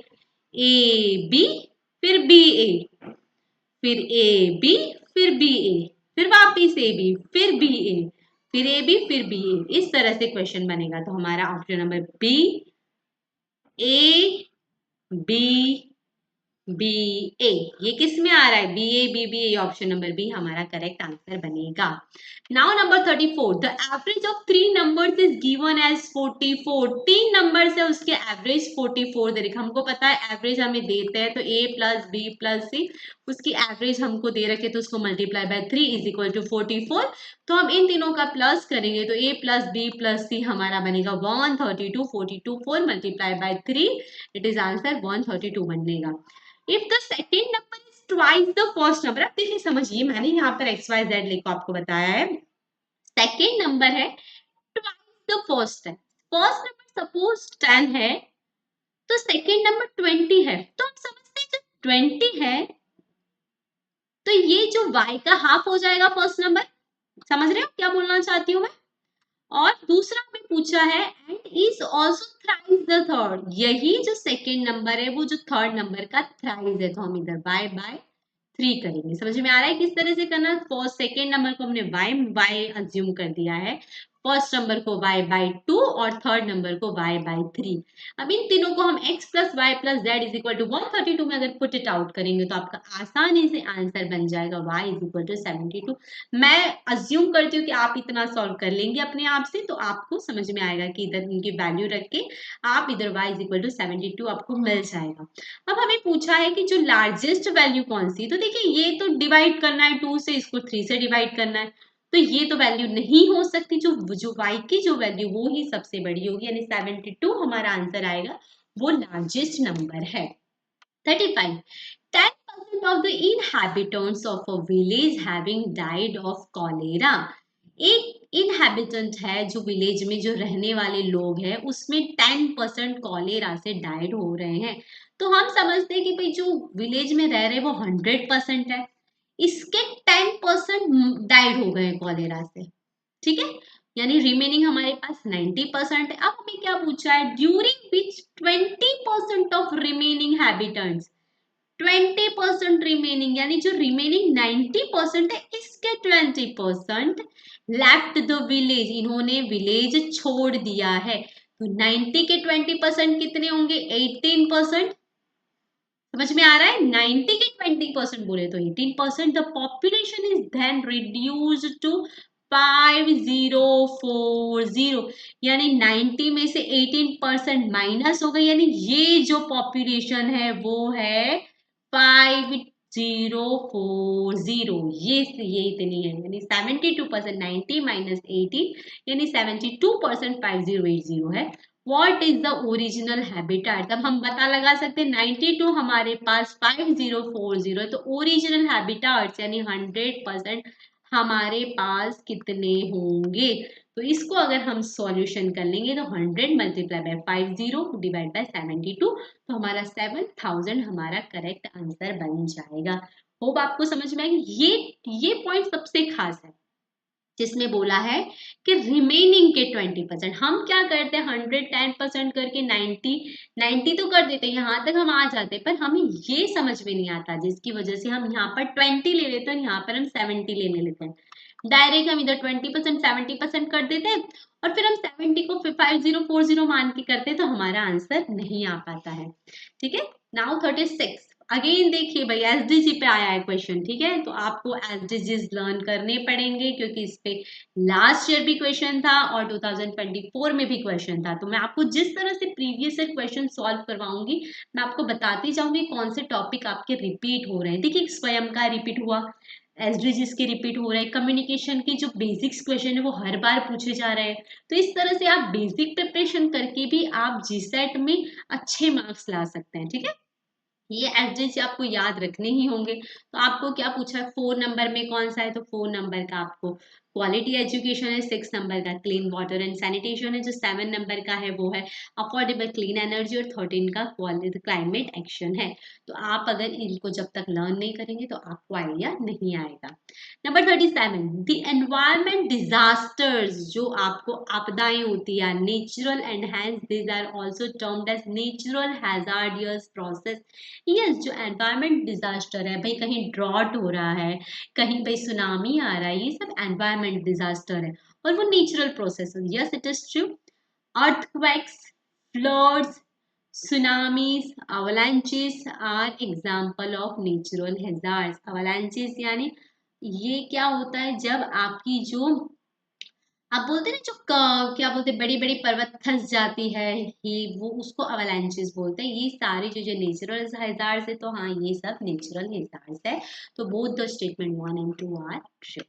38, which of the following are effect of global warming. भाई सब जानते हैं ग्लोबल वार्मिंग क्या होता है, जो अभी जो पूरी हिलचाल हो रही है हमारी जो एनवायरनमेंट में, जो सबसे ज्यादा पॉल्यूशन हो रहा है, जो एसी का सबसे ज्यादा यूज हो रहा है, इसकी वजह से जो हमारी इफेक्ट हो रही है, जो अभी हमारे टाइम पे जो बारिश आनी चाहिए वो नहीं आ रही, ये सब जो चेंजेस होता है एनवायरनमेंट में, वो ग्लोबल वार्मिंग होता है। तो इसकी वजह से क्या होता है, change in the rainfall pattern, जो अभी हम सहन कर रहे हैं। जैसे कि अभी जुलाई अप्रोक्स खत्म होने वाला है, लेकिन अभी भी प्रॉपर रेनफॉल नहीं हुआ है, स्पेशली हमारे अहमदाबाद में।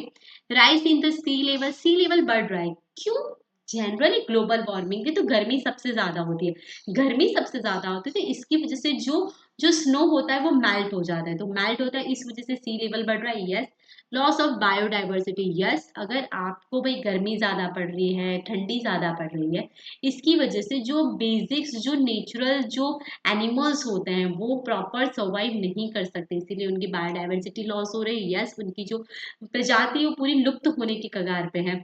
श्रिंकिंग ऑफ फॉरेस्ट कवर, ये जो फॉरेस्ट कवर है भाई, पेड़ों पर तो सबसे ज्यादा असर पड़ता है, तो हम जानते ही हैं। तो ये चारों चीजें ग्लोबल वार्मिंग की इम्पैक्ट है, तो 1 2 3 4 ये आपका करेक्ट आंसर बनेगा।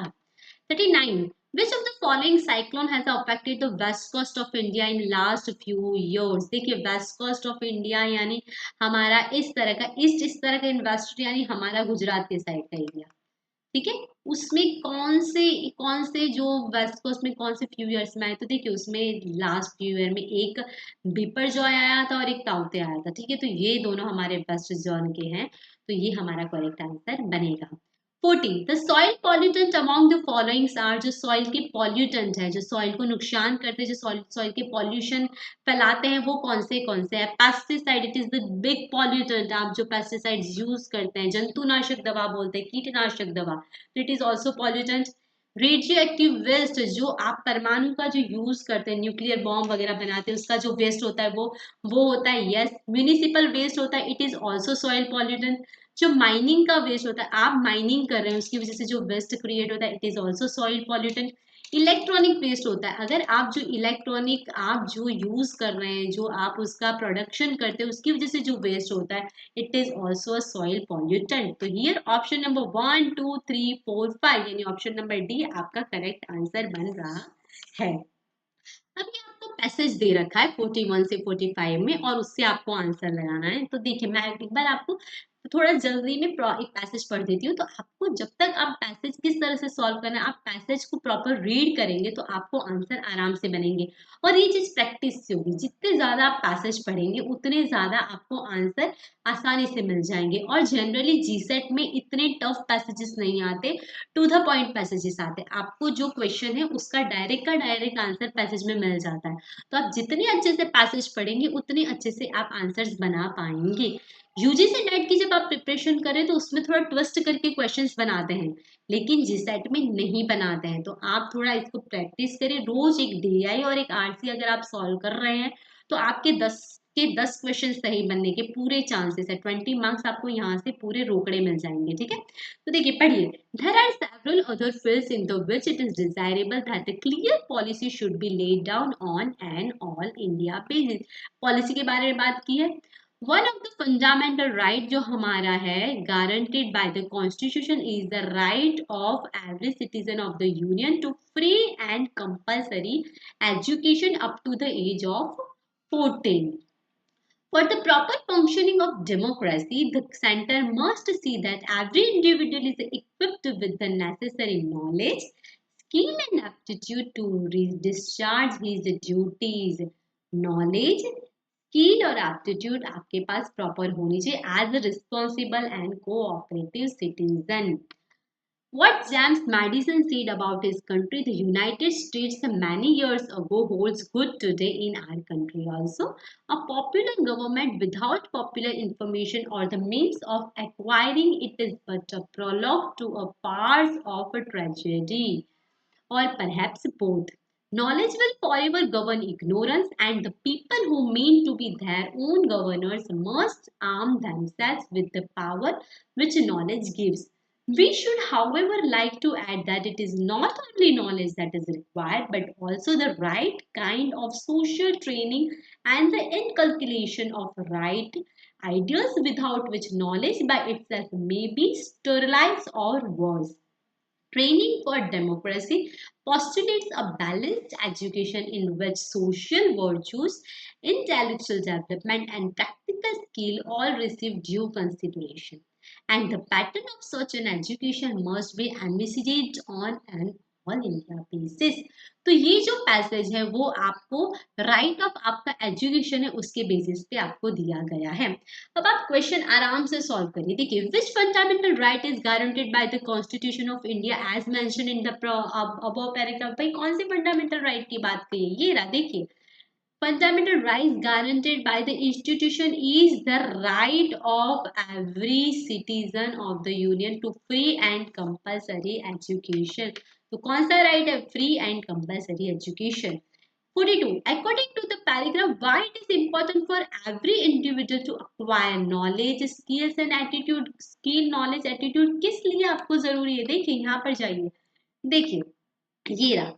नॉलेज, स्किल और एटीट्यूड क्यों जरूरी है? To discharge his duties as a responsible citizen. आपको ड्यूटीज डिस्चार्ज करने के लिए. तो ये रहा. देखिए आपका ऑप्शन सही बन रहा है. To discharge duties as a responsible and cooperative citizen. 43. What did James Madison say about popular government के बारे में जेम्स मैडिसन ने क्या बोला है? देखिए, पार्ट्स ऑफ ट्रेजेडी कहीं पढ़ा था हमने तो ये आंसर बन सकता है. देखिए कहाँ जा रहे हैं हम. ये रहा. देखिए, James is it is a prologue. ये जेम्स जेम्स मैडिसन ने ये सब बोला था. जो इन्वर्टेड कॉमा में ये सब कुछ बोला था. तो इसने क्या बोला था कि it is a part of tragedy. तो हियर इज, देखिए ये रहा पार्ट्स ऑफ ट्रेजेडी. ये आपका ऑप्शन नंबर सी करेक्ट बन रहा है. 44. What does training for democracy postulate according to the paragraph? जो ट्रेनिंग है उसकी वजह से क्या प्रोलॉन्ग हो रहा है पैराग्राफ में, क्या बता. तो देखिए ट्रेनिंग ढूंढिए वर्ड. ट्रेनिंग ढूंढिए. देखिए ये रहा, इधर आ रहा है. Training and the inculcation of right ideas without which knowledge by itself may be sterilized or worse. ये देखिए ट्रेनिंग के बारे में आपको यहाँ यहाँ बताया होगा. तो आप जाइए ऑप्शन देखिए आपको कौन सा सही बन रहा है. A balanced education that includes social virtues, intellectual development and practical skills. देखिए एक मिनट में social virtues ये सब आपको बताती हूँ. देखिए practical skills, social virtues कहाँ पर लिखा हुआ ये रहा. देखिए social virtues, intellectual development and practical skills all receive due consideration. ठीक है, इधर से आपका आंसर बन जाता है. अब मूव करते हैं हम लास्ट 45 क्वेश्चन से. Why does the author believe that educational policy should be established as an all India? क्यों वो बोलता है कि ऐसा जरूरी है? तो देखिए इसका भी डायरेक्ट आंसर है. इधर हम जाते हैं आगे मूव करते हैं. ऐसा क्यों बोलता है? रिसीव एन ऑल इंडिया क्यों है? क्योंकि उसकी वजह से, किसकी वजह से? हमको क्या चाहिए? यूनिटी के लिए चाहिए हमें. ठीक है. Pattern search and education must be advocate in all India. तो हमें यहाँ पर देखिए यहाँ पर बनेगा इसका answer. We should require not only kind it is a training and sterilisation. हमको जब पूरे यूनिटी के लिए अगर हम चाहते हैं तो उसकी वजह से हमारा आंसर बन रहा है uniformity and balance education across the country. ठीक है. ठीक है, पॉलिटिकल यूनिटी नहीं आएगा. टू प्रोवाइड प्राइमरी एजुकेशन की बात ही नहीं है. टू ज्वाइन गवर्नमेंट सर्विसेज ये भी बात नहीं है. तो क्या आएगा? यूनिफॉर्मिटी के लिए हमको बन रहा है. अब देखिए X is the east of Y. देखिए ये हमारा ईस्ट है, ये हमारा वेस्ट है, ये है नॉर्थ है और ये साउथ है। अब क्या बोला, X is east of Y, यहाँ पर वाई खड़ा है और वाई के ईस्ट में एक्स है, ठीक है। Which is Y which is in the north of Z, ये जेड के नॉर्थ में है। देखिए जेड के नॉर्थ में, जेड यहाँ खड़ा है तो इसका नॉर्थ यहाँ हुआ, ठीक है। वाई जेड के नॉर्थ में तो जेड यहाँ है। Then if P is to the east of Z, Z के ईस्ट में P है, यानी यहाँ P है, तो in which direction of X is P, X की कौन सी डायरेक्शन में P है भाई, कौन सी डायरेक्शन, ये ईस्ट है तो यहाँ कौन सी direction, it is the south. समझ में आ रहा है किस तरह से हमने सॉल्व करा, वापिस समझते हैं। देखिए X is east of Y, X Y के ईस्ट में है तो Y यहाँ है तो Y के ईस्ट में X आ गया, ठीक है। Which is in the north of Z, भाई जेड के नॉर्थ में y है तो ये यहाँ पर आ गया, तो z को हमने यहाँ पुट इट आउट कर दिया। p is to the east of z, भाई p z के ईस्ट में तो p यहाँ है। तो देखिए इस तरह से मैंने डायग्राम आपको यहाँ पर भी बता दिया है। तो हियर साउथ अपना करेक्ट आंसर बन रहा है। तो ये कॉलम ए और कॉलम बी को मैच करना है। प्रमाणांश दे रखे हैं, जो प्रमाण आप, ये इंडियन लॉजिक है, जो प्रमाण आप किसको प्रमाण करना चाहते हैं, किसको आप प्रूफ करना चाहते हैं, यानी आप किसको वैलिडेट करना चाहते हैं, तो उसको हम प्रमाण बोलते हैं। तो फर्स्ट का आंसर बी बनेगा। प्रमाता, जो प्रमाण जिसको हम प्रमाण जिसको हम प्रूफ करना चाहते हैं वो कौन होता है, वो सब्जेक्ट होता है। सब्जेक्ट को हम प्रूफ करना चाहते हैं तो वो होता है प्रमाता। प्रमेय, जिस जो हम प्रूफ कर रहे हैं, जिसको हम बता रहे हैं, वो ऑब्जेक्ट होता है तो प्रमेय ऑब्जेक्ट होगा। और प्रमा, प्रमा यानी जो रिजल्ट आता है उसको हम प्रमा बोलते हैं। समझ में आ रहा है किस तरह से। प्रमाण जो हम वैलिड करना चाहते हैं, जो हम प्रूफ करना चाहते हैं, वो प्रमाण में आता है। जो हमारा सब्जेक्ट है वो हमारा प्रमाता हुआ, जो ऑब्जेक्ट है वो हमारा प्रमेया हुआ, और जो हमारा रिजल्ट आ रहा है वो हमारा प्रमा हुआ, ठीक है। तो इस तरह से ऑप्शन नंबर बी, फर्स्ट का बी, सेकेंड का ए, थर्ड का डी और फोर्थ का सी, ऑप्शन नंबर बी हमारा करेक्ट आंसर बन रहा है। 48, the ratio of the number of students का, स्टूडेंट है ए बी सी, उनका रेशियो है 6:8:7। If the number of students studying in each of the schools is increased by 20%, 50% and 20% respectively, what will be the new ratio of the numbers of students in school A, B and C? भाई हमारे पास ratio है 6:8:7। भाई हम इसको और आसान बनाएंगे तो हम 60:80:70 कर सकते हैं, ताकि हम इसका कैलकुलेशन आसानी से कर सकते हैं। अब इंक्रीज बाय, भाई ये 20% इंक्रीज हो रहा है, ये 15% इंक्रीज हो रहा है और ये 20% इंक्रीज हो रहा है। 60 के 20% इंक्रीज हमको डायरेक्ट करना है तो हम 120 डिवाइड बाय 100 करेंगे। 80 को हम 115 डिवाइड बाय 100 करेंगे और हम 70 को 120 डिवाइड बाय 100। अब इसका हम सॉल्यूशन लाएंगे। देखिए 0 0 0 0, 12 6 72, इधर 0 0 1 1 5 मल्टीप्लाई बाय 8 कुछ आंसर आता है 0 0 और इसका कुछ आंसर आएगा 92, ठीक है। तो इधर हमारा 92, इधर हम 0 0 0 0, इधर हमारा 84 आंसर बनेगा, ठीक है। अब इसको हम और शॉर्ट करेंगे, 2 से डिवाइड कर देंगे। 2 3 जा 2 3 जा 6, एक बचा 36, इसको 2 4 जा और 2 4 जा एक बचा, फिर हम 2 4 जा 8 और 2 6 जा, फिर इधर 2 4 जा और 2 2 जा, वापिस हम डिवाइड करेंगे तो 2 1 जा 2, 18, इधर हम 2 से डिवाइड करेंगे 23 और इधर 2 से डिवाइड करेंगे 21। तो ये हमारा आंसर बनेगा 18:23:21, ये हमारा आंसर बनेगा, ठीक है। Now move to question number 49। The average of 1 का स्क्वायर है, 2 का स्क्वायर, 3 का स्क्वायर, 4 का स्क्वायर, 6 का स्क्वायर, उसका एवरेज क्या है। देखिए 1 का स्क्वायर 1, 2 का स्क्वायर 4, 3 का स्क्वायर 9, 4 का स्क्वायर 16, 5 का स्क्वायर 25 और 6 का स्क्वायर 36। इनका एवरेज निकालना है तो कितने 1 2 3 4 5 6, भाई करो इसका सॉल्यूशन। तो देखिए इसका सॉल्यूशन मैंने इधर प्रोवाइड कर रखा है, 91 क्वेश्चन बनेगा और उसको डिवाइड बाय 6, 15.166 आपका आंसर बनेगा, ठीक है। नाउ ये हमारा 166 यानी 17 ये हमारा आंसर बनेगा। ठीक है, अब ये लास्ट क्वेश्चन है आज के हमारे सेशन का। The bacterial count in a certain culture increased from 1000 to 4000 in 3 days। देखिए पहले 1000 था, फिर 1000 हुआ, दूसरे दिन 1000 हुआ, फिर तीसरे दिन 1000 हुआ, और फिर वो 1000, यानी इस तरह से वो ये एक दिन, ये दूसरे दिन में, ये तीसरे दिन में, इस तरह से 1000 हुआ। ठीक है, तो इस तरह से 4000 बना। ठीक है, तो what was the average percentage in, देखिए भाई 1000 से 1000 हो रहा है यानी 2000 होगा। यहाँ पर कितना इंक्रीज हुआ, 1000 से 1000 यानी 100% इंक्रीज हुआ। समझ में आ रहा है?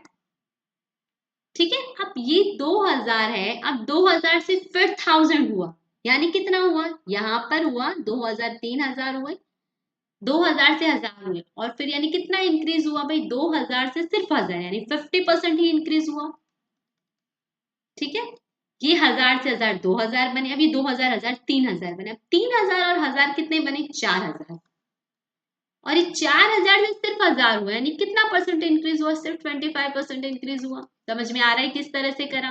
ये भाई 1000 से 2000 हो रहा है यानी 100% इंक्रीज हो रहा है, ये 2000 से 1000 ही हो रहा है यानी सिर्फ 50% इंक्रीज हो रहा है, ये 4000 से 1000 हो रहा है यानी सिर्फ इसमें 25% इंक्रीज हो रहा है।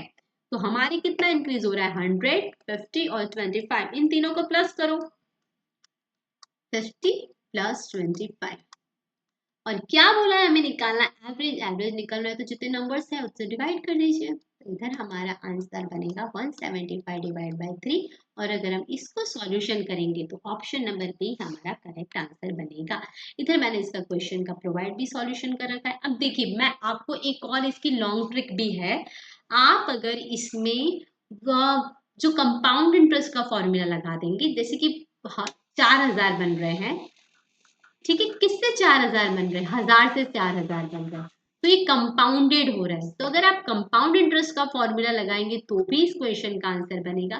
पर अगर आप थोड़ा सा बेसिक नॉलेज लगाकर भी अगर ये क्वेश्चन सॉल्व करवाना चाहते हैं तो आप इसका आंसर दे सकते हैं। ठीक है, तो इधर हमने 2024 के जो 50 क्वेश्चंस है पेपर 1 के, वो सारे सॉल्यूशन मैंने कर दिए हैं। अगर आपको कहीं भी ऐसा लग रहा है कुछ नहीं समझ में आ रहा है तो डू कमेंट मी, और प्लीज डू लाइक शेयर और सब्सक्राइब कोमल बाय कॉमर्स। तो मिलते हैं हमारे नेक्स्ट वीडियो में, तब तक के लिए thank you so much, bye bye, take care.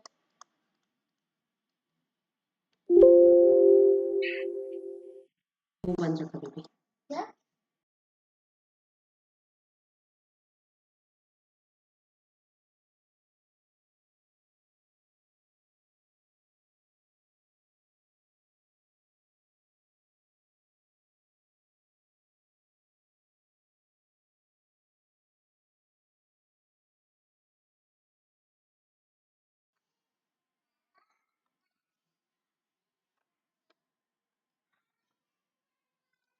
हाँ, now move to next question. ये हमारा 1080 हमारा करेक्ट आंसर बन रहा है। ठीक है, now 33 complete the letter series. आपको एक सीरीज दे रखी है, उसको आपको कंप्लीट करनी है। तो किस तरह से कंप्लीट करेंगे, देखिए ए बी, फिर ब्लैंक है, फिर ए है, फिर ब्लैंक है, फिर बी है, फिर वापस ब्लैंक है, फिर ए है, फिर बी है। तो देखिए आप थोड़ा प्रैक्टिस करेंगे तो आपको इनका क्वेश्चन आसानी से बन पाएगा। ये किस तरह से सीरीज बन रही है, ए बी, फिर बी ए, फिर ए बी, फिर बी ए, फिर वापिस ए बी, फिर बी ए, फिर ए बी, फिर बी ए, इस तरह से क्वेश्चन बनेगा। तो हमारा option number B, A B, B A, ये किस में आ रहा है, B A B B A, option number B हमारा करेक्ट आंसर बनेगा। Now number 34 the average of 3 numbers is given as 44। 3 numbers है उसके एवरेज 44 दे रखा, हमको पता है एवरेज हमें देते हैं तो a plus B plus C, उसकी एवरेज हमको दे रखे तो उसको multiply by 3 is equal to 44। तो हम इन तीनों का प्लस करेंगे तो a plus B plus C हमारा बनेगा 132, 42 4 multiply by 3, it is answer 132 बनेगा। If the second number is twice the first number, अब देखिए समझिए मैंने यहाँ पर एक्स वाई जेड लिखो आपको बताया है, सेकेंड नंबर है ट्वाइस द फर्स्ट है, फर्स्ट नंबर सपोज 10 है तो सेकेंड नंबर 20 है, तो हम समझते हैं जब 20 है तो ये जो y का हाफ हो जाएगा फर्स्ट नंबर। समझ रहे हो क्या बोलना चाहती हूँ मैं? और दूसरा हमें पूछा है and is also thrice the third, यही जो सेकेंड नंबर है वो जो थर्ड नंबर का थ्राइस है, तो हम इधर बाय 3 करेंगे। समझ में आ रहा है किस तरह से करना। फर्स्ट सेकेंड नंबर को हमने y अज्यूम कर दिया है, फर्स्ट नंबर को y/2 और थर्ड नंबर को y/3। अब इन तीनों को हम x plus Y plus Z is equal to 132 में अगर पुट इट आउट करेंगे तो आपका आसानी से आंसर बन जाएगा y इज इक्वल टू 72। मैं अज्यूम करती हूँ कि आप इतना सॉल्व कर लेंगे अपने आप से, तो आपको समझ में आएगा कि इधर इनकी वैल्यू रख के आप इधर y इज इक्वल टू 72 आपको मिल जाएगा। अब हमें पूछा है कि जो लार्जेस्ट वैल्यू कौन सी, तो देखिए ये तो डिवाइड करना है 2 से, इसको 3 से डिवाइड करना है, तो ये तो वैल्यू नहीं हो सकती। जो जो y की जो वैल्यू वो ही सबसे बड़ी होगी, यानी 72 हमारा आंसर आएगा, वो लार्जेस्ट नंबर है। 35, 10% of the inhabitants of a village having died of cholera। एक इनहेबिटेंट है जो विलेज में जो रहने वाले लोग हैं उसमें 10% कॉलेरा से डाइड हो रहे हैं। तो हम समझते हैं कि भाई जो विलेज में रह रहे हैं वो 100% है, इसके 10% डाइड हो गए कॉलेरा से, ठीक है, यानी रिमेनिंग हमारे पास 90% है। अब हमें क्या पूछा है, during which 20% of remaining habitants, 20% remaining, यानी जो रिमेनिंग 90% है इसके 20% लेफ्ट द विलेज, इन्होंने विलेज छोड़ दिया है। तो 90 के 20% कितने होंगे, 18%। समझ में आ रहा है, 90 के 20% बोले तो 18%। The population is then reduced to 5040, यानी 90 में से 18% माइनस हो गई, यानी ये जो पॉपुलेशन है वो है 5040, ये इतनी है, यानी 72%, 90 माइनस 18 यानी 72% 5080 है। What is the original habitat? तब हम पता लगा सकते हैं 92 हमारे पास 5040 है, तो ओरिजिनल हैबिटाट्स यानी 100% हमारे पास कितने होंगे। तो इसको अगर हम सॉल्यूशन कर लेंगे तो 100 मल्टीप्लाई बाय 50 डिवाइड बाय 72, तो हमारा 7000 हमारा करेक्ट आंसर बन जाएगा। होप आपको समझ में आएगी। ये पॉइंट सबसे खास है जिसमें बोला है कि रिमेनिंग के 20%, हम क्या करते हैं 110% करके 90 तो कर देते हैं, यहाँ तक हम आ जाते हैं, पर हमें ये समझ में नहीं आता जिसकी वजह से हम यहाँ पर 20 ले लेते हैं, यहाँ पर हम 70 लेने लेते हैं। डायरेक्ट हम इधर 20% 70% कर देते हैं और फिर हम 70 को 5040 मान के करते हैं, तो हमारा आंसर नहीं आ पाता है। ठीक है, नाउ 36 अगेन देखिए भाई एसडीजी पे आया है क्वेश्चन, ठीक है, तो आपको एसडीजीज लर्न करने पड़ेंगे क्योंकि इस पे लास्ट ईयर भी क्वेश्चन था और 2024 में भी क्वेश्चन था। तो मैं आपको जिस तरह से प्रीवियस ईयर क्वेश्चन सॉल्व करवाऊंगी, मैं आपको बताती जाऊंगी कौन से टॉपिक आपके रिपीट हो रहे हैं। देखिए स्वयं का रिपीट हुआ, एसडीजीज के रिपीट हो रहे हैं, कम्युनिकेशन की जो बेसिक्स क्वेश्चन है वो हर बार पूछे जा रहे हैं। तो इस तरह से आप बेसिक प्रिपरेशन करके भी आप जीसेट में अच्छे मार्क्स ला सकते हैं। ठीक है, ये एसडीजी आपको याद रखने ही होंगे। तो आपको क्या पूछा है, 4 नंबर में कौन सा है, तो 4 नंबर का आपको क्वालिटी एजुकेशन है, 6 नंबर का क्लीन वाटर एंड सैनिटेशन है, जो 7 नंबर का है वो है अफोर्डेबल क्लीन एनर्जी और 13 का क्लाइमेट एक्शन है। तो आप अगर इनको जब तक लर्न नहीं करेंगे तो आपको आइडिया नहीं आएगा। नंबर 37, द एनवायरमेंट डिजास्टर्स, जो आपको आपदाएं होती है, natural and hence these are also termed as natural hazardous process. Yes, जो एनवायरमेंट डिजास्टर है भाई, कहीं ड्रॉट हो रहा है, कहीं भाई सुनामी आ रहा है, ये सब एनवायरमेंट डिजास्टर है और वो नेचुरल प्रोसेस है। Yes it is true. Earthquakes, floods, tsunamis, avalanches are example of natural hazards. Avalanches यानी ये क्या होता है, जब आपकी जो आप बोलते हैं ना जो क्या बोलते हैं बड़ी बड़ी पर्वत खस जाती है, ये वो उसको अवलांचेस बोलते हैं। ये सारे जो नेचुरल हैजार्ड्स है, तो हाँ ये सब नेचुरल हैजार्ड्स है। तो both the statement 1 and 2 are true.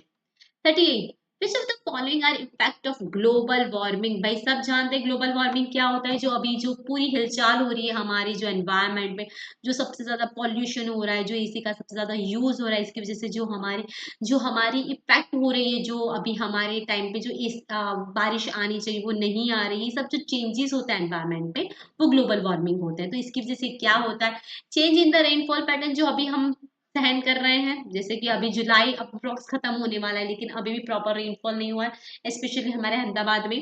Rise in the sea level बढ़ रहा है, क्यों? जनरली ग्लोबल वार्मिंग है तो गर्मी सबसे ज्यादा होती है, गर्मी सबसे ज्यादा होती है तो इसकी वजह से जो जो स्नो होता है वो मेल्ट हो जाता है, तो मेल्ट होता है इस वजह से सी लेवल बढ़ रहा है, yes.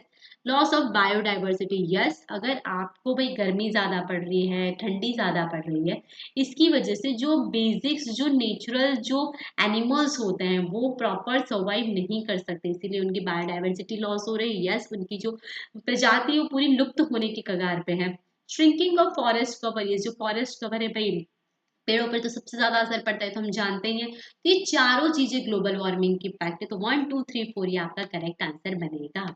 39, which of the following cyclone has affected the west coast of India in last few years? देखिए वेस्ट कोस्ट ऑफ इंडिया यानी हमारा इस तरह का ईस्ट, इस तरह का इन्वेस्ट यानी हमारा गुजरात के साइड का एरिया, ठीक है। उसमें कौन से जो वेस्ट कोस्ट में कौन से फ्यू ईयर्स में आए, तो देखिए उसमें लास्ट फ्यू ईयर में एक बिपरजॉय आया था और एक ताउते आया था, ठीक है, तो ये दोनों हमारे वेस्ट जोन के हैं, तो ये हमारा करेक्ट आंसर बनेगा। 14, the soil pollutant among the followings are, जो सॉइल के पॉल्यूटेंट है, जो सॉइल को नुकसान करते हैं, जो सॉइल के पॉल्यूशन फैलाते हैं, वो कौन से हैं? Pesticide, it is the big pollutant. आप जो पेस्टिसाइड यूज करते हैं, जंतुनाशक दवा बोलते हैं, कीटनाशक दवा, it is also pollutant. Radioactive waste, जो आप परमाणु का जो यूज करते हैं, न्यूक्लियर बॉम्ब वगैरह बनाते हैं, उसका जो वेस्ट होता है वो होता है, यस। म्यूनिसिपल वेस्ट होता है, it is also soil pollutant. जो माइनिंग का वेस्ट होता है, आप माइनिंग कर रहे हैं उसकी वजह से जो वेस्ट क्रिएट होता है, it is also soil pollutant. Electronic waste होता है, अगर आप जो इलेक्ट्रॉनिक आप जो यूज कर रहे हैं, जो आप उसका प्रोडक्शन करते हैं, उसकी वजह से जो वेस्ट होता है, it is also a soil pollutant. तो हियर ऑप्शन नंबर 1 2 3 4 5 यानी ऑप्शन नंबर डी आपका करेक्ट आंसर बन रहा है। अभी आपको पैसेज दे रखा है 41 से 45 में और उससे आपको आंसर लगाना है, तो देखिए मैं एक बार आपको थोड़ा जल्दी में एक पैसेज पढ़ देती हूँ, तो आपको जब तक आप पैसेज किस तरह से सॉल्व करना है, आप पैसेज को प्रॉपर रीड करेंगे तो आपको आंसर आराम से बनेंगे। और ये चीज प्रैक्टिस से होगी, जितने ज्यादा आप पैसेज पढ़ेंगे उतने ज्यादा आपको आंसर आसानी से मिल जाएंगे। और जनरली जीसेट में इतने टफ पैसेजेस नहीं आते, टू द पॉइंट पैसेजेस आते हैं, आपको जो क्वेश्चन है उसका डायरेक्ट का डायरेक्ट आंसर पैसेज में मिल जाता है। तो आप जितने अच्छे से पैसेज पढ़ेंगे उतने अच्छे से आप आंसर्स बना पाएंगे।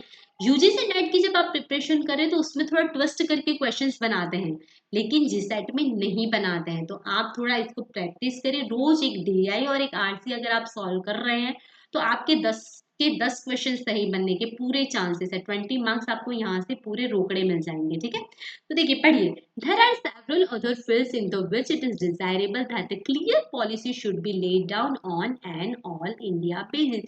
पॉलिसी के बारे में बात की है। One of the fundamental right जो हमारा है guaranteed by the constitution is the right of every citizen of the union to free and compulsory education up to the age of 14। For the proper functioning of democracy, the center must see that every individual is equipped with the necessary knowledge, skill and aptitude to discharge his duties. Knowledge, skill और aptitude आपके पास proper होनी चाहिए as a responsible and cooperative citizen. What James Madison said about his country, the United States, many years ago holds good today in our country also. A popular government without popular information or the means of acquiring it is but a prologue to a farce of a tragedy, or perhaps both. Knowledge will forever govern ignorance, and the people who mean to be their own governors must arm themselves with the power which knowledge gives. We should, however, like to add that it is not only knowledge that is required, but also the right kind of social training and the inculcation of right ideas, without which knowledge by itself may be sterilized or worse. Training for democracy postulates a balanced education in which social virtues, intellectual development, and practical skill all receive due consideration. And the pattern of such an education must be envisaged on an all India basis. तो ये जो passage है वो आपको right of आपका education है उसके basis पे आपको दिया गया है। अब आप क्वेश्चन आराम से सॉल्व करिए। देखिए, which fundamental right is guaranteed by the constitution of India as mention in the above paragraph. भाई कौन सी फंडामेंटल राइट की बात कही है? ये रहा, देखिए, fundamental rights guaranteed by the institution is the right of every citizen of the union to free and compulsory education। तो कौन सा राइट है? Free and compulsory education. 42 according to the paragraph, why it is important for every individual to acquire knowledge, skills and attitude। skill, knowledge, attitude किस लिए आपको जरूरी है? देखिए यहाँ पर जाइए, देखिए ये रहा, नॉलेज, स्किल और एटीट्यूड क्यों जरूरी है? To discharge his duties as a responsible citizen. आपको ड्यूटीज डिस्चार्ज करने के लिए, तो ये रहा, देखिए आपका ऑप्शन सही बन रहा है, to discharge duties as a responsible and cooperative citizen.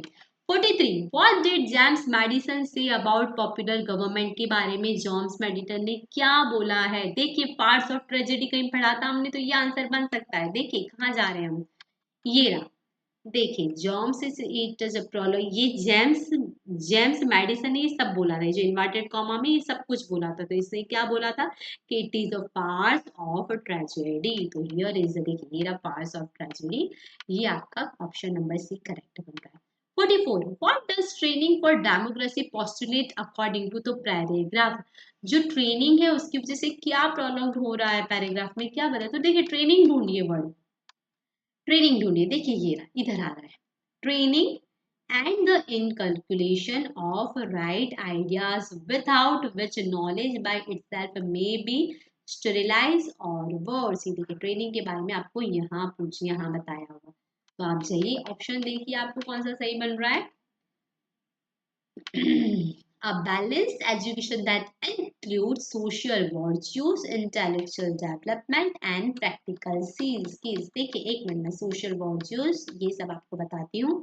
देखिए practical skills, social virtues कहाँ पर लिखा हुआ है? ये रहा, देखिए social virtues, intellectual development and practical skills all receive due consideration। ठीक है, इधर से आपका आंसर बन जाता है। अब मूव करते हैं हम लास्ट 45 क्वेश्चन से।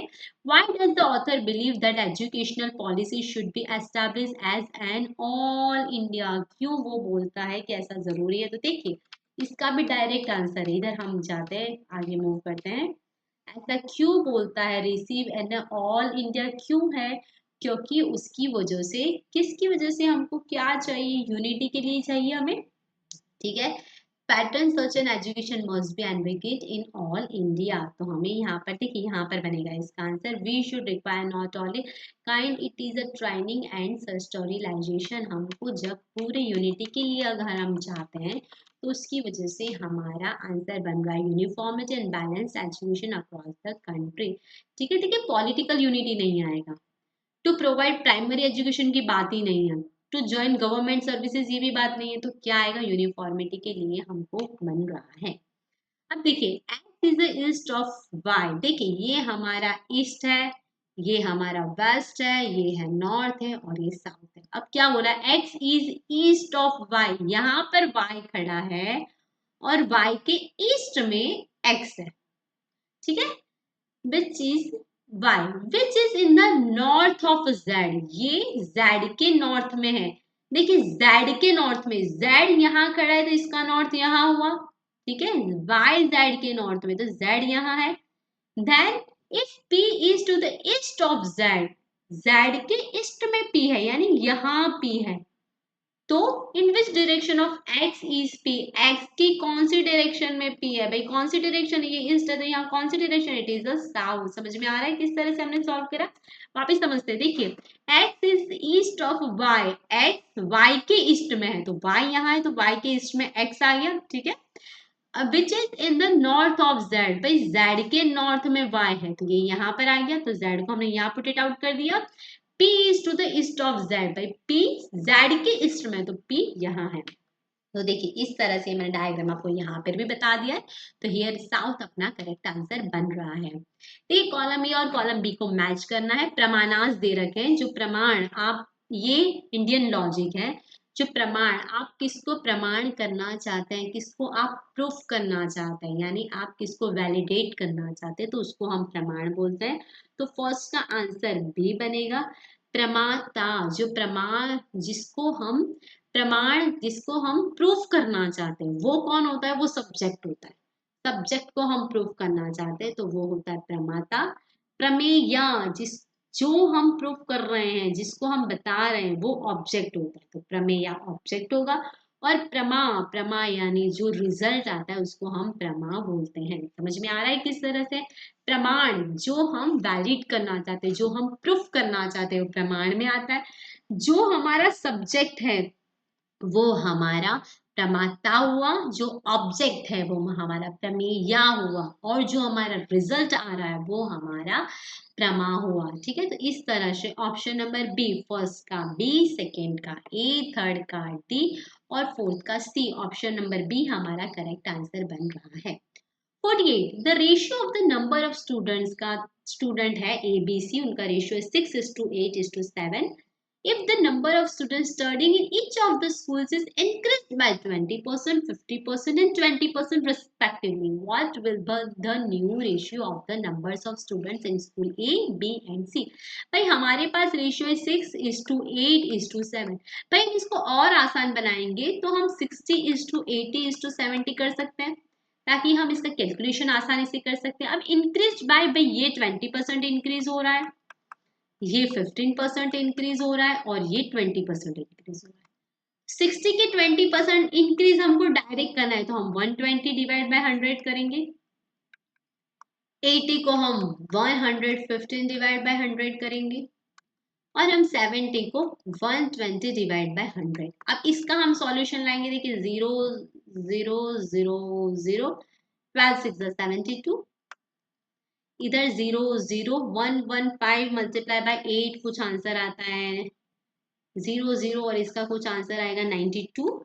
ठीक है, तो इधर हमारा 92, इधर हम 0 0 0 0, इधर हमारा 84 आंसर बनेगा। ठीक है, अब इसको हम और शॉर्ट करेंगे, 2 से डिवाइड कर देंगे।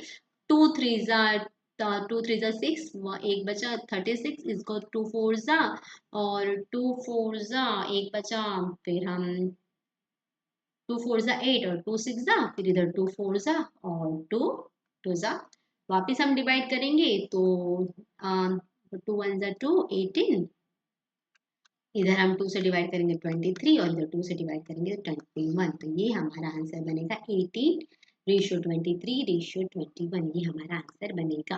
ठीक है, now move to question number 49। The average of 1 का स्क्वायर है, 2 का स्क्वायर, 3 का स्क्वायर, 4 का स्क्वायर, 6 का स्क्वायर, उसका एवरेज क्या है? देखिए 1 का स्क्वायर 1, 2 का स्क्वायर 4, 3 का स्क्वायर 9, 4 का स्क्वायर 16, 5 का स्क्वायर 25 और 6 का square 36।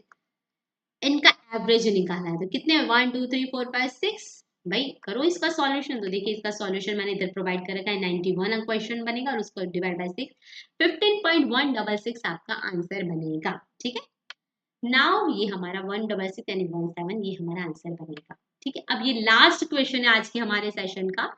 The bacterial count in a certain culture increased from 1000 to 4000 in 3 days। देखिए पहले 1000 था, फिर 1000 हुआ, दूसरे दिन 1000 हुआ, फिर तीसरे दिन 1000 हुआ और फिर वो 1000, यानी इस तरह से वो ये एक दिन, ये दूसरे दिन में, ये तीसरे दिन में, इस तरह से 1000 हुआ। ठीक है, तो इस तरह से 4000 बना। ठीक है, तो what was the average percentage? देखिए भाई 1000 से 1000 हो रहा है यानी 2000 होगा यहाँ पर। कितना इंक्रीज हुआ? 1000 से 1000 यानी 100% इंक्रीज हुआ। समझ में आ रहा है? ठीक है, अब ये 2000 है, अब 2000 से फिर 1000 हुआ यानी कितना हुआ? यहाँ पर हुआ 2000, 3000 हुए, 2000 से 1000 हुए और फिर यानी कितना इंक्रीज हुआ भाई? 2000 से सिर्फ 1000 यानी 50% ही इंक्रीज हुआ। ठीक है, ये 1000 से 1000 2000 बने, अभी 2000 1000 3000 बने, अब 3000 और 1000 कितने बने? 4000, और ये 4000 से सिर्फ 1000 हुआ यानी कितना परसेंट इंक्रीज हुआ? सिर्फ 25% इंक्रीज हुआ। समझ में आ रहा है किस तरह से करा? ये भाई 1000 से 2000 हो रहा है यानी 100% इंक्रीज हो रहा है, ये 2000 से 1000 ही हो रहा है यानी सिर्फ 50% इंक्रीज हो रहा है, ये 4000 से 1000 हो रहा है, यानी सिर्फ इसमें 25% इंक्रीज हो रहा है। तो हमारी कितना इंक्रीज हो रहा है? 100, 50 और 25। इन तीनों को प्लस करो, 50 प्लस 25। और क्या बोला है हमें निकालना? एवरेज। एवरेज निकल रहा है तो जितने नंबर्स है उससे डिवाइड कर दीजिए। तो इधर हमारा आंसर बनेगा 175 डिवाइड बाय 3। और अगर हम इसको सॉल्यूशन करेंगे तो ऑप्शन नंबर बी हमारा करेक्ट आंसर बनेगा। इधर मैंने इसका क्वेश्चन का प्रोवाइड भी सॉल्यूशन कर रखा है। अब देखिए, मैं आपको एक और इसकी लॉन्ग ट्रिक भी है। आप अगर इसमें जो कंपाउंड इंटरेस्ट का फॉर्मूला लगा देंगे, जैसे कि 4000 बन रहे हैं, ठीक है, किससे 4000 बन रहे हैं? 1000 से 4000 बन रहे हैं, तो ये कंपाउंडेड हो रहा है। तो अगर आप कंपाउंड इंटरेस्ट का फॉर्मूला लगाएंगे तो भी इस क्वेश्चन का आंसर बनेगा। पर अगर आप थोड़ा सा बेसिक नॉलेज लगाकर भी अगर ये क्वेश्चन सॉल्व करवाना चाहते हैं तो आप इसका आंसर दे सकते हैं। ठीक है, तो इधर हमने 2024 के जो 50 क्वेश्चंस है पेपर 1 के, वो सारे सॉल्यूशन मैंने कर दिए हैं। अगर आपको कहीं भी ऐसा लग रहा है कुछ नहीं समझ में आ रहा है तो डू कमेंट मी। और प्लीज डू लाइक, शेयर और सब्सक्राइब कोमल बाय कॉमर्स। तो मिलते हैं हमारे नेक्स्ट वीडियो में, तब तक के लिए थैंक यू सो मच।